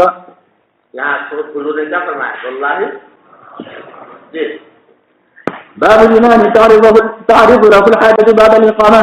وبه قال حدثنا أبو معمر عبد الله بن علي قال حدثنا عبد الوارث قال حدثنا عبد العزيز هو ابن صهيب عن أنس رضي الله عنه وعنهم قال أقيمت الصلاة والنبي صلى الله عليه وسلم ينادي رجلا في جانب المسجد فما قام إلى الصلاة حتى نام القوم. یہ اچانک فرماتے ہیں کہ ایک مرتبہ نماز کھڑی ہو گئی تھی، یعنی اقامت ہو گئی تھی، اور نبی کریم صلی اللہ علیہ وسلم کسی شخص سے سرگوشی فرما رہے تھے مسجد کے ایک گوشے میں. فما قام الی الصلاۃ، تو اقامت ہو چکی تھی مگر آپ سرگوشی فرماتے رہے کسی سے، پھر نماز کے لیے کھڑے نہیں ہوئے حتیٰ نام القوم، یہاں تک کہ لوگ سونے لگے، کافی دیر لگی. تو اس میں امام بخاری ذکر کر رہے ہیں کہ اگر اقامت کے بعد بھی کوئی ضرورت پیش آ جائے اور اس وقت میں امام اس ضرورت کے اندر مشغول ہو جائے اور اس کی وجہ سے نماز کھڑی کرنے میں کچھ تاخیر ہو تو اس میں کوئی مذاکرہ نہیں ہے، کیونکہ نبی کریم صلی اللہ علیہ وسلم سے ایسا ثابت ہے. یہ کون صاحب تھے جن کے ساتھ آپ کچھ دیر تک باتیں کرتے رہے اور کیا باتیں کر رہے تھے؟ حافظ ابن حجر فرماتے ہیں کہ میں نے بہت تلاش کیا، مجھے نہیں ملا. اگر سارا فرماتے میں بہت تلاش کیا تو الادب المفرد میں جا کر ایک روایت کی اس کو پتہ چلا کہ کون سب کیا بات ہے. بہرحال یہ جو اس سے معلوم جو ہوا کہ اگر کوئی وقتی ضرورت پیش آ جائے تو اقامت کے بعد بھی کچھ دیر باتیں کر سکتے ہیں. البتہ حنفیہ نے یہ کہا ہے کہ اگر زیادہ دیر گزر جائے تو پھر لمبا ہو جائے تو پھر اقامت کو دوہرا لینا چاہیے احتیاط. جی باب الكلام إذا أقيمت الصلاة. وبه قال حدثنا عياش بن الوليد قال حدثنا عبد الأعلى قال حدثنا حميد قال سألت ثابت البناني عن الرجل يتكلم بعدما تقام الصلاة فحدثني عن أنس بن مالك رضي الله عنه وعنهم قال أقيمت الصلاة فعرض النبي صلى الله عليه وسلم رجل فحدثه بعدما أقيمت الصلاة. باب وجوب صلاة الجماعة. وقال الحسن إن منعت أمه عن العشاء في الجماعة شفقة لم يطيعها. یہ نماز جماعت کے وجوب کے اوپر باب قائم کیا ہے. بظاہر امام بخاری ان حضرات میں سے ہیں جو جماعت کو واجب کرتے ہیں، اور فقہا کی جماعت نے یہ کہا ہے کہ نماز کا جماعت سے پڑھنا واجب ہے.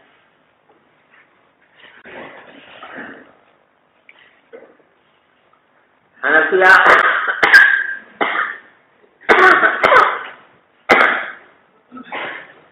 واجب نہیں کہتے، سنت مؤکدہ کہتے ہیں، لیکن قریب بواجب. اگر شاہ صاحب رحمۃ اللہ علیہ فرماتے ہیں کہ دونوں میں بہت زیادہ فرق نہیں ہے. جن حضرات نے واجب کہا ہے انہوں نے ترک جماعت کے اعذار کی فہرست لمبی کر دی. واجب تو ہے مگر اس عذر سے بھی وجوب ثابت ہو جاتا ہے، اس عذر سے بھی ثابت ہو جاتا ہے، اس عذر سے ثابت لمبی کر دی. اور جن حضرات نے واجب نہیں کہا تو ویسے موقعہ کہا ہے، ان کے اعذار کی فہرست کم ہے. تو عملی اعتبار سے کوئی بہت زیادہ فرق نہیں پڑتا. بہرحال اس کی بات واضح ہے کہ تاکید ہے اور سخت تاکید ہے، اور اس لیے فقہاء کرام نے فرمایا کہ نماز جماعت کے ساتھ پڑھی جائے تو ادائے کامل ہے اور تنہا پڑھی جائے تو ادائے فاصل. تو اس بات سے تاکید بڑی ہے وجوب میں سے. اور حضرت حسن بصری کا قول نقل کیا کہ منعت اموا العشاء فی الجماعہ، اگر ماں جو ہے وہ روکے کسی کو جماعت سے نماز عشاء کی نماز پڑھنے سے کہ بیٹا اندھیرا ہے تو بھیڑیا کھا جائے گا تجھے، تو اگر اس کو شفقت کی وجہ سے روک رہی ہے تو لم یطیعھا، تو ماں کی اطاعت واجب نہیں بلکہ نماز با جماعت میں جانا ضروری. ارے سمجھ گئے ہو؟ چلو. وبه قال حدثنا عبد الله بن يوسف قال أخبرنا مالك عن أبي الزناد عن الأعرج عن أبي هريرة رضي الله عنه وعنهم أن رسول الله صلى الله عليه وسلم قال والذي نفسي بيدي لقد هممت أن آمر بحطب ليحطب ثم آمر بالصلاة فيؤذن لها ثم آمر رجلا فيؤم الناس ثم أخالف إلى رجال فأحرق عليهم بيوتهم والذي نفسي بيدي لو يعلم أحدهم أنه يجد عرقا ثمينا أو مرمأتين حسنتين لشهد العشاء. والذي نفسي بيدي لقد هممت میرا ارادہ ہوا تھا ان آمر بحطب الوسط میں حکم دوں کچھ لکڑیاں ایندھن کے طور پر وہ جمع کی جائیں یعنی اس پہ آگ لگائیں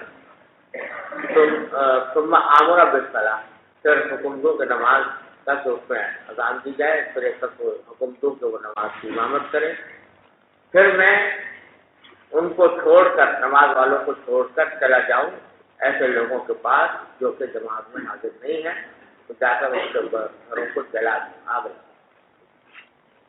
یعنی اس کی شخصات نے وہی بیان فرمائی کرتے جماعت میں اور پھر آپ نے فرمایا والذی نفسی بیدہ قسم ذات کی ہاتھوں میں جان ہے لو یعلم احدهم اگر کسی کو یہ پتہ چل جائے انه یجد عرقا ثمینا کہ یہ کوئی موٹی سی ہڈی والا گوشت اس کو ملے گا کہیں عرق کا معنی ایسا گوشت جو ہڈی پر لگا ہوا او مرماتین حسنتین یا اس کو 2 پائے ملیں گے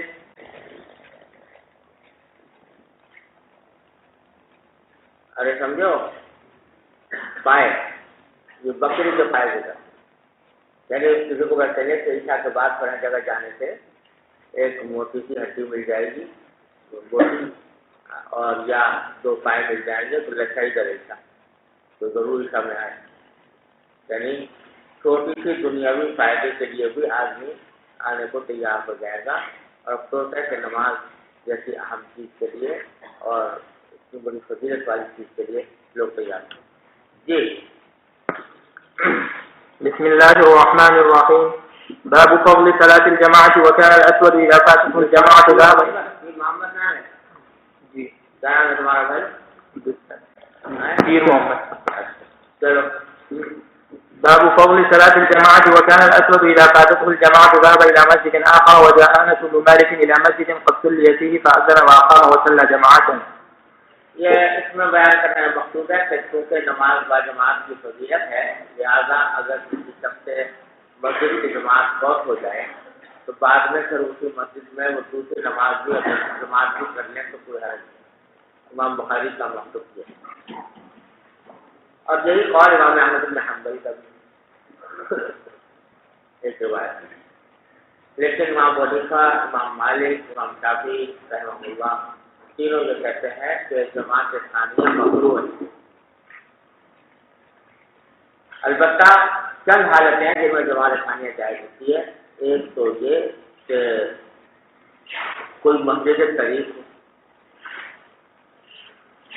یعنی ایسی مسجد تو راستے میں بنی ہے امام مؤذن اس کا مقرر نہیں ہے لوگ آتے ہیں جماعت کرتے ہیں چلے جاتے ہیں تو وہاں پر کتنی بھی جماعتیں ہو جائیں ٹھیک ارے سمجھو لیکن مسجد ہے جو کسی محلے کی مسجد ہوتی ہے اس میں جماعت ثانیہ جائیں. دوسری بات یہ ہے کہ جماعت ثانیہ کی کراہت اس صورت میں ہے جبکہ تداعی یعنی ایک دوسرے کو بلا کے آؤ بھائی جماعت کریں اور فقہاء نے یہ حد مقرر کیا کہ 3 آدمیوں امام کے علاوہ تو اس حد تک جائے تو اس سے زیادہ گنجائش سمجھے نا.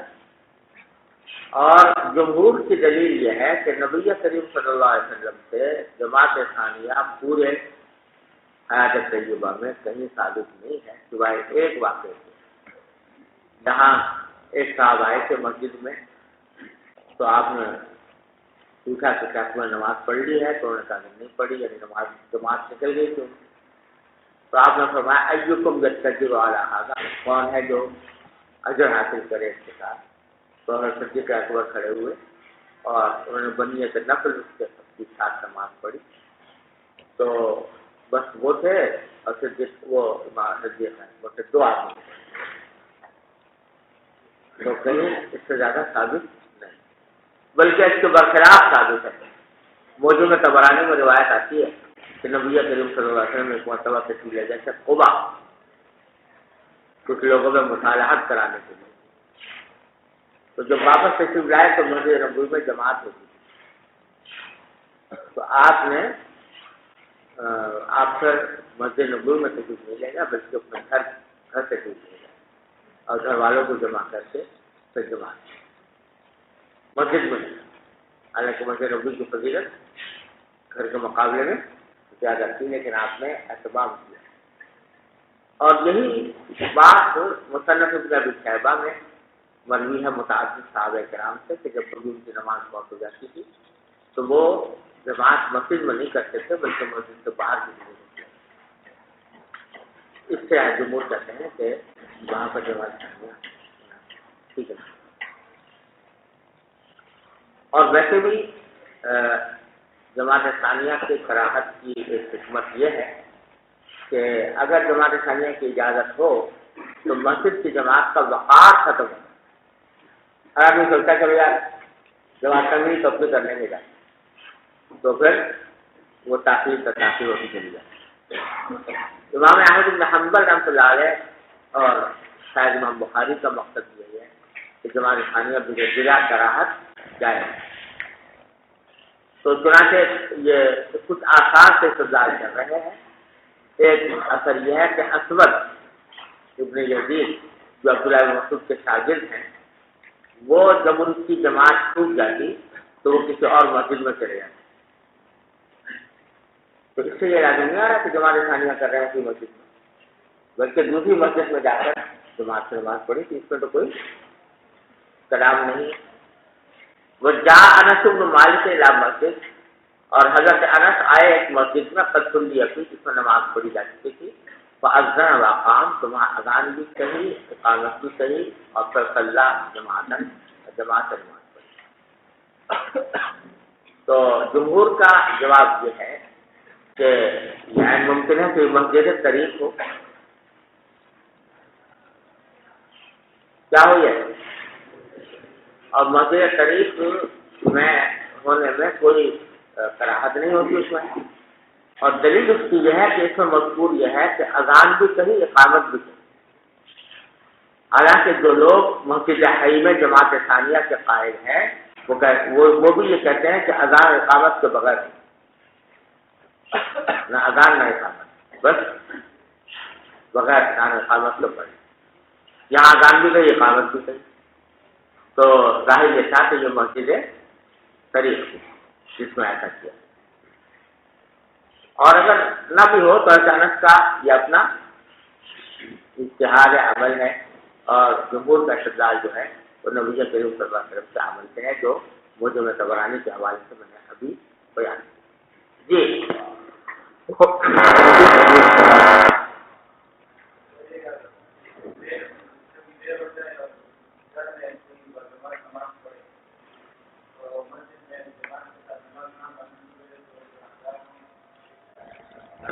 جماعت کی فضیلت تو انشاءاللہ حاصل ہو جائے گی، لیکن مسجد کی فضیلت حاصل نہیں ہوگی۔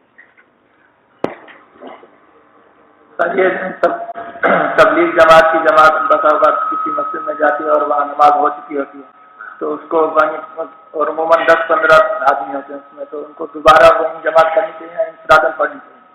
تو ہم تبلیغ جماعت کے لیے کوئی الگ آتا ہے عموماً پڑھتے ہیں وہ، اور کہتے ہیں اگر جگہ کو تبدیل کر دیا جائے، امام دوسری جگہ پر کھڑا ہو تو پھر اس میں کوئی حرج نہیں۔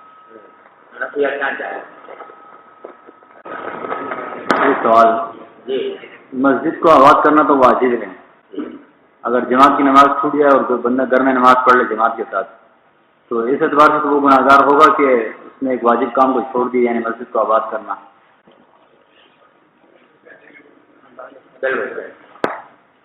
جی وبالسند المتصل منا إلى الإمام الهمام الحافظ الحجة أمير المؤمنين في الحديث أبي عبد الله محمد بن إسماعيل البخاري رحمه الله تعالى ومتعنا بعلومه وفيوده وبركاته آمين.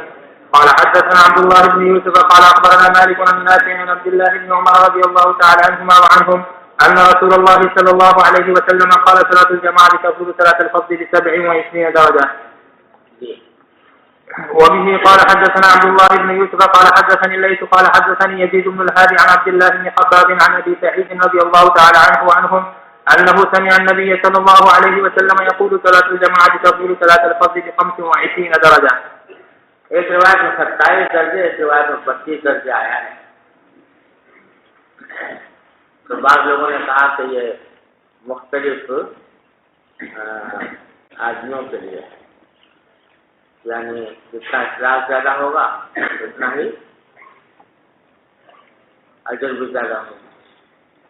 اور بعض نے کہا کہ 27 ہے اصل، اور 25 جہاں کا ہے تو عدد عقل جو ہے وہ اکثر کی نفی نہیں کرتا. اور ساتھ میں یہ کہ 25 جو ہے نا 25، یہ ذرا ایک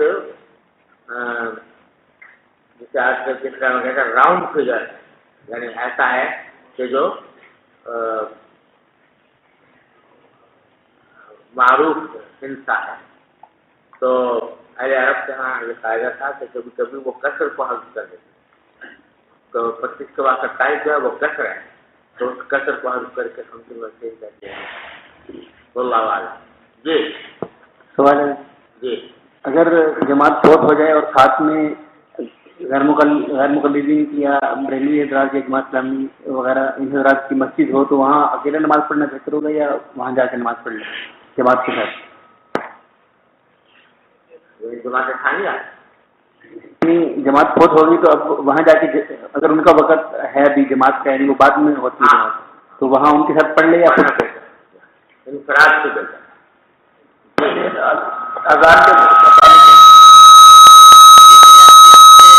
اذان ثابت ہے، یعنی جو حضور صلی اللہ علیہ وسلم نے کہی ہے ثابت ہے. پھر مجھے پڑھ لو گے. جی.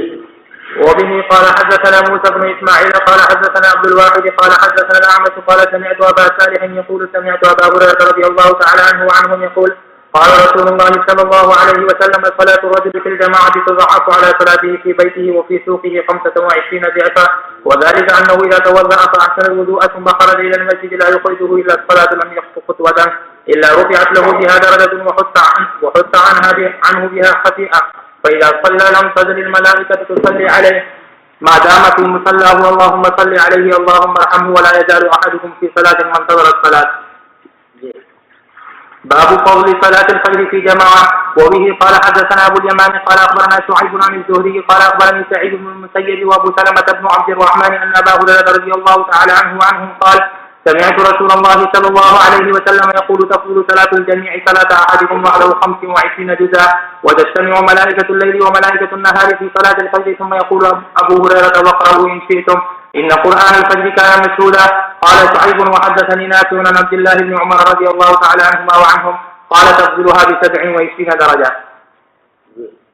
وبه قال حدثنا عمر بن حفص قال حدثنا أبي قال حدثنا الأعمش قال سمعت سالما قال سمعت أم الدرداء رضي الله تعالى عنها وعنهم تقول دخل علي أبو الدرداء وهو مغضب فقلت ما أغضبك؟ قال والله ما أعرف من أمر محمد صلى الله عليه وسلم شيئا إلا أنهم يصلون جميعا. وبه قال حدثنا محمد بن العلاء قال حدثنا أبو أسامة عن بريد بن عبد الله عن أبي بردة عن أبي موسى رضي الله تعالى عنه وعنهم قال قال النبي صلى الله عليه وسلم أعظم الناس أجرا في الصلاة أبعدهم فأبعدهم ممشا والذي ينتظر الصلاة حتى يصليها مع الإمام أعظم أجرا من الذي يصلي ثم ينام. أعظم الناس أجرا في الصلاة أبعدهم فأبعدهم ممشا. نماز میں سب زیادہ اجر ان لوگوں کو ملتا ہے جو دور دور سے آتے ہیں، جتنا دور ہوں گے اتنا اجر زیادہ ہوگا. ممشن جن کو زیادہ دور سے چلتا رہنا پڑتا ہے، ممشا مضطرب نہیں. باب فضل التهجير إلى الدور. وبه قال حدثني قتيبة عن مالك عن سمي مولى أبي بكر بن عبد الرحمن عن أبي صالح السمان عن أبي هريرة رضي الله تعالى عنه وعنهم أن رسول الله صلى الله عليه وسلم قال بينما رجل يمشي بطريق وجد غصن شوك على الطريق فأقره فشكر الله له فغفر له. ثم قال الشهداء 5 المطعون والمبطون والغريق وصاحب الهدم والشهيد في سبيل الله. وقال لو يعلم الناس ما في النداء والصف الأول ثم لم يجدوا إلا أن يستهموا عليه لاستهموا عليه ولو يعلمون ما في التهجير لاستبقوا إليه ولو يعلمون ما في العتمة والسبح لأتوهما ولو حدوا. یہ آخری حصہ پہلے گزر گیا ہے. شہداء میں فرمایا 5 مراد سے شہید کی احکام الآخر، یعنی شہادت کا ثواب ان کو ملتا ہے. मकटून, इसको ताउन में इसका इंतकाल हुआ, ताउन में इंतकाल हुआ। मकसूद इसका पेट की बीमारी में इंतकाल हुआ। गरीब जो समंदर में करक हुआ, और साहिबुल हजम जिसके ऊपर दीवार गिर गई, और शहीद की सबिलिल्लाह जो जिहाद के दौरान। जी باب احتساب الآثار. وبه قال حدثنا محمد بن عبد الله بن حوشب قال حدثنا عبد الوهاب قال حدثني حميد عن أنس بن مالك رضي الله تعالى عنه قال قال النبي صلى الله عليه وسلم يا بني سلمة ألا تحتسبون آثاركم. وزاد ابن أبي مريم قال أخبرني يحيى بن أيوب قال حدثني حميد قال حدثني أنس رضي الله تعالى عنهم أن بني سلمة أرادوا أن يتحولوا عن منازلهم فينزلوا قريبا من النبي صلى الله عليه وسلم. قال فكره النبي صلى الله عليه وسلم أن يعروا المدينة فقال ألا تحتسبون آثاركم. وقال مجاهد مقتاهم آثار المشي في الأرض بأرجلهم. یہ حضرت انس فرماتے ہیں کہ نبی کریم صلی اللہ علیہ وسلم نے بنو سلمہ سے فرمایا کہ الا تحتسبون آثارکم، کیا تم ثواب کی امید نہیں رکھتے اپنے آثار قدم سے؟ اصل میں جیسا آگے آ رہا ہے کہ بنو سلمہ کے جو لوگ تھے یہ مسجد نبوی سے کافی دور رہتے تھے، اور نمازوں کے لیے ہر پانچوں نمازوں میں دور سے آنا جو ہے مشقت ہوتی تھی۔ تو انہوں نے نبی کریم صلی اللہ علیہ وسلم سے درخواست کی کہ خدا ہمیں اجازت دے دیجیے کہ ہم اپنی بستیوں سے منتقل ہو کر یہاں مسجد نبوی کے قریب کہیں گھر بنا لیں اور وہاں پر آ کر آباد ہو جائے تاکہ نمازوں میں آنے کی میں سہولت ہو۔ تو اس پر آپ نے فرمایا کہ الا تحتسبون آثارکم، کیا تم اپنے نشان قدم جو ہیں ان کا میں ثواب کی امید نہیں رکھتے؟ یعنی اتنے دور سے آتے ہو تو ہر قدم پر ثواب ملتا ہے، تو یہ اجر تمہیں جو مل رہا ہے دور سے آنے کا، اگر قریب آ جاؤ گے تو وہ اجر باقی نہیں رہے گا۔ وہ تعداد ابن مریم قال اخبرني يحيى بن ايوب قال حدثني انس ان بني سلمة ارادوا يتحولوا عن منازلهم. یہاں تفصیل آ گئی کہ بنو سلمہ نے ارادہ کیا تھا کہ وہ منتقل ہو جائیں اپنے گھروں سے دوری کی وجہ سے، فینزلوا قریبا من النبی صلی اللہ علیہ وسلم، وہاں تک اتر جائیں یعنی مقیم ہو جائیں نبی کریم صلی اللہ علیہ وسلم کے قریب کی جگہ۔ تو قال فکریہ النبی صلی اللہ علیہ وسلم ان يعروا المدینہ، تو آپ نے اس بات کو ناپسند سمجھا کہ وہ مدینہ منورہ کو جو ہے وہ خالی کر دیں۔ آرا جو ہے احرام کے لفظ معنی ہوتا ہے خالی کر دیں، مراد یہ ہے ذرا سمجھ لو کہ نبی کریم صلی اللہ علیہ وسلم کو مدینہ منورہ سے جو تو آپ یہ چاہتے تھے کہ مدینہ منورہ کا جو ظاہری منظر ہے وہ بھی ایک اچھے شہر کا منظر ہو، سمجھے نا؟ تو جب بنو سلمہ کی بستیاں مثلا مدینہ منورہ کے کنارے پر واقع ہیں تو شہر بڑا نظر آتا ہے۔ اگر وہاں کی بستیاں وہ ختم کر دیں گے، اس علاقے کو خالی کر جائیں گے، وہ خالی پڑا رہے گا اور آ کر قریب آباد ہو جائیں گے، تو اس سے شہر کیا ہو جائے گا؟ چھوٹا نظر آئے گا، اور وہ حصہ تو خالی ہو جائے گا جہاں وہ رہتے ہیں، اور جہاں وہ آئیں گے وہ حصہ زیادہ گنجان ہو جائے گا۔ زیادہ گنجان ہو جائے گا تو کیا ہوگا؟ ذرا لوگوں کو دشواری پیش آئے گی۔ تو کھلا شہر زیادہ اچھا ہوتا ہے بنسبت سے کہ بہت گنجان ہو، تو اس واسطے آپ نے ان کو اجازت نہیں۔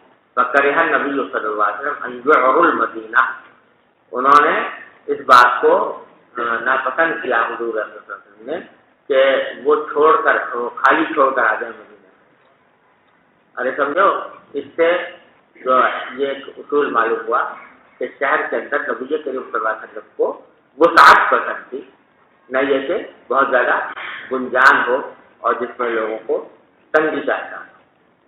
ارے سمجھ گئے؟ اچھا، فقال الا تحتسبون آثارکم وقال مجاہد قطعهم آثار المشي في الارض بأرجلهم۔ جی سوال ہے جی، اس لیے حدیث میں کہا گیا 14 خمس ان کے 14 5 ہیں، تو اس کے اندر حسر ہے یا اس کے علاوہ حسر ہے؟ اور دوسری روایتوں میں اس سے زیادہ ہے، آئے گی بات آگے۔ جی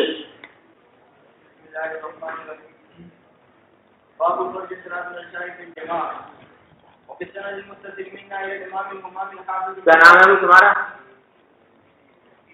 اچھا، جی وبالسند المتصل منا الى الامام الهمام الحافظ الجامع المؤمنين بن حديث ابي عبد الله محمد بن اسماعيل البخاري رحمه الله تعالى من الله بجنوده وبشره وبركاته. قال حدثنا ابو بكر قال حدثنا ابي قال حدثنا الاخ قال حدثنا ابو طالب بن ابي هريره رضي الله تعالى عنه قال قال النبي صلى الله عليه وسلم ليس صلاه الاكثر واكثر على المنافقين من الفجر والعشاء والرؤيا من باقيهما لا تؤمن ولو حقا فقد امرت ان اعلم مؤذنا فيؤذن ثم امر رجلا يؤم الناس ثم اخذ شولا من نار بعد متى يدخل الى الصلاه. باب الاسناد كما فوق الجماعه. وبه قال حدثنا مسدد قال حدثنا يزيد بن زريع قال حدثنا خالد بن ابي قلابه عن مالك بن الحويرث عن النبي صلى الله عليه وسلم قال اذا حضرت الصلاه فاذنا واقيمت ثم ليؤمكما اكثرهما. اسلامی محکمہ کو قوما جماعت یہ خود حدیث کے الفاظ ہے، لیکن وہ حدیث امام بخاری کی شرط پر نہیں تھی، اس واسطے اس کو مستند روایت کرنے کے بجائے ترجمۃ الباب ہے. اور استدلال اس پر کیا ہے کہ آپ نے فرمایا کہ دو آدمی تھے، دو آدمی سے کہا کہ جب نماز کا وقت آ جائے کہ دونوں اذان دو اور اقامت کرو، پھر جو تم نے بڑا ہو امامت کرے. تو معلوم ہے کہ دو آدمیوں کی بھی جماعت ہو سکتی ہے، اور یہی مقصود ہے ترجمۃ الباب. سمجھ گیا بھائیو؟ جی بس کرو.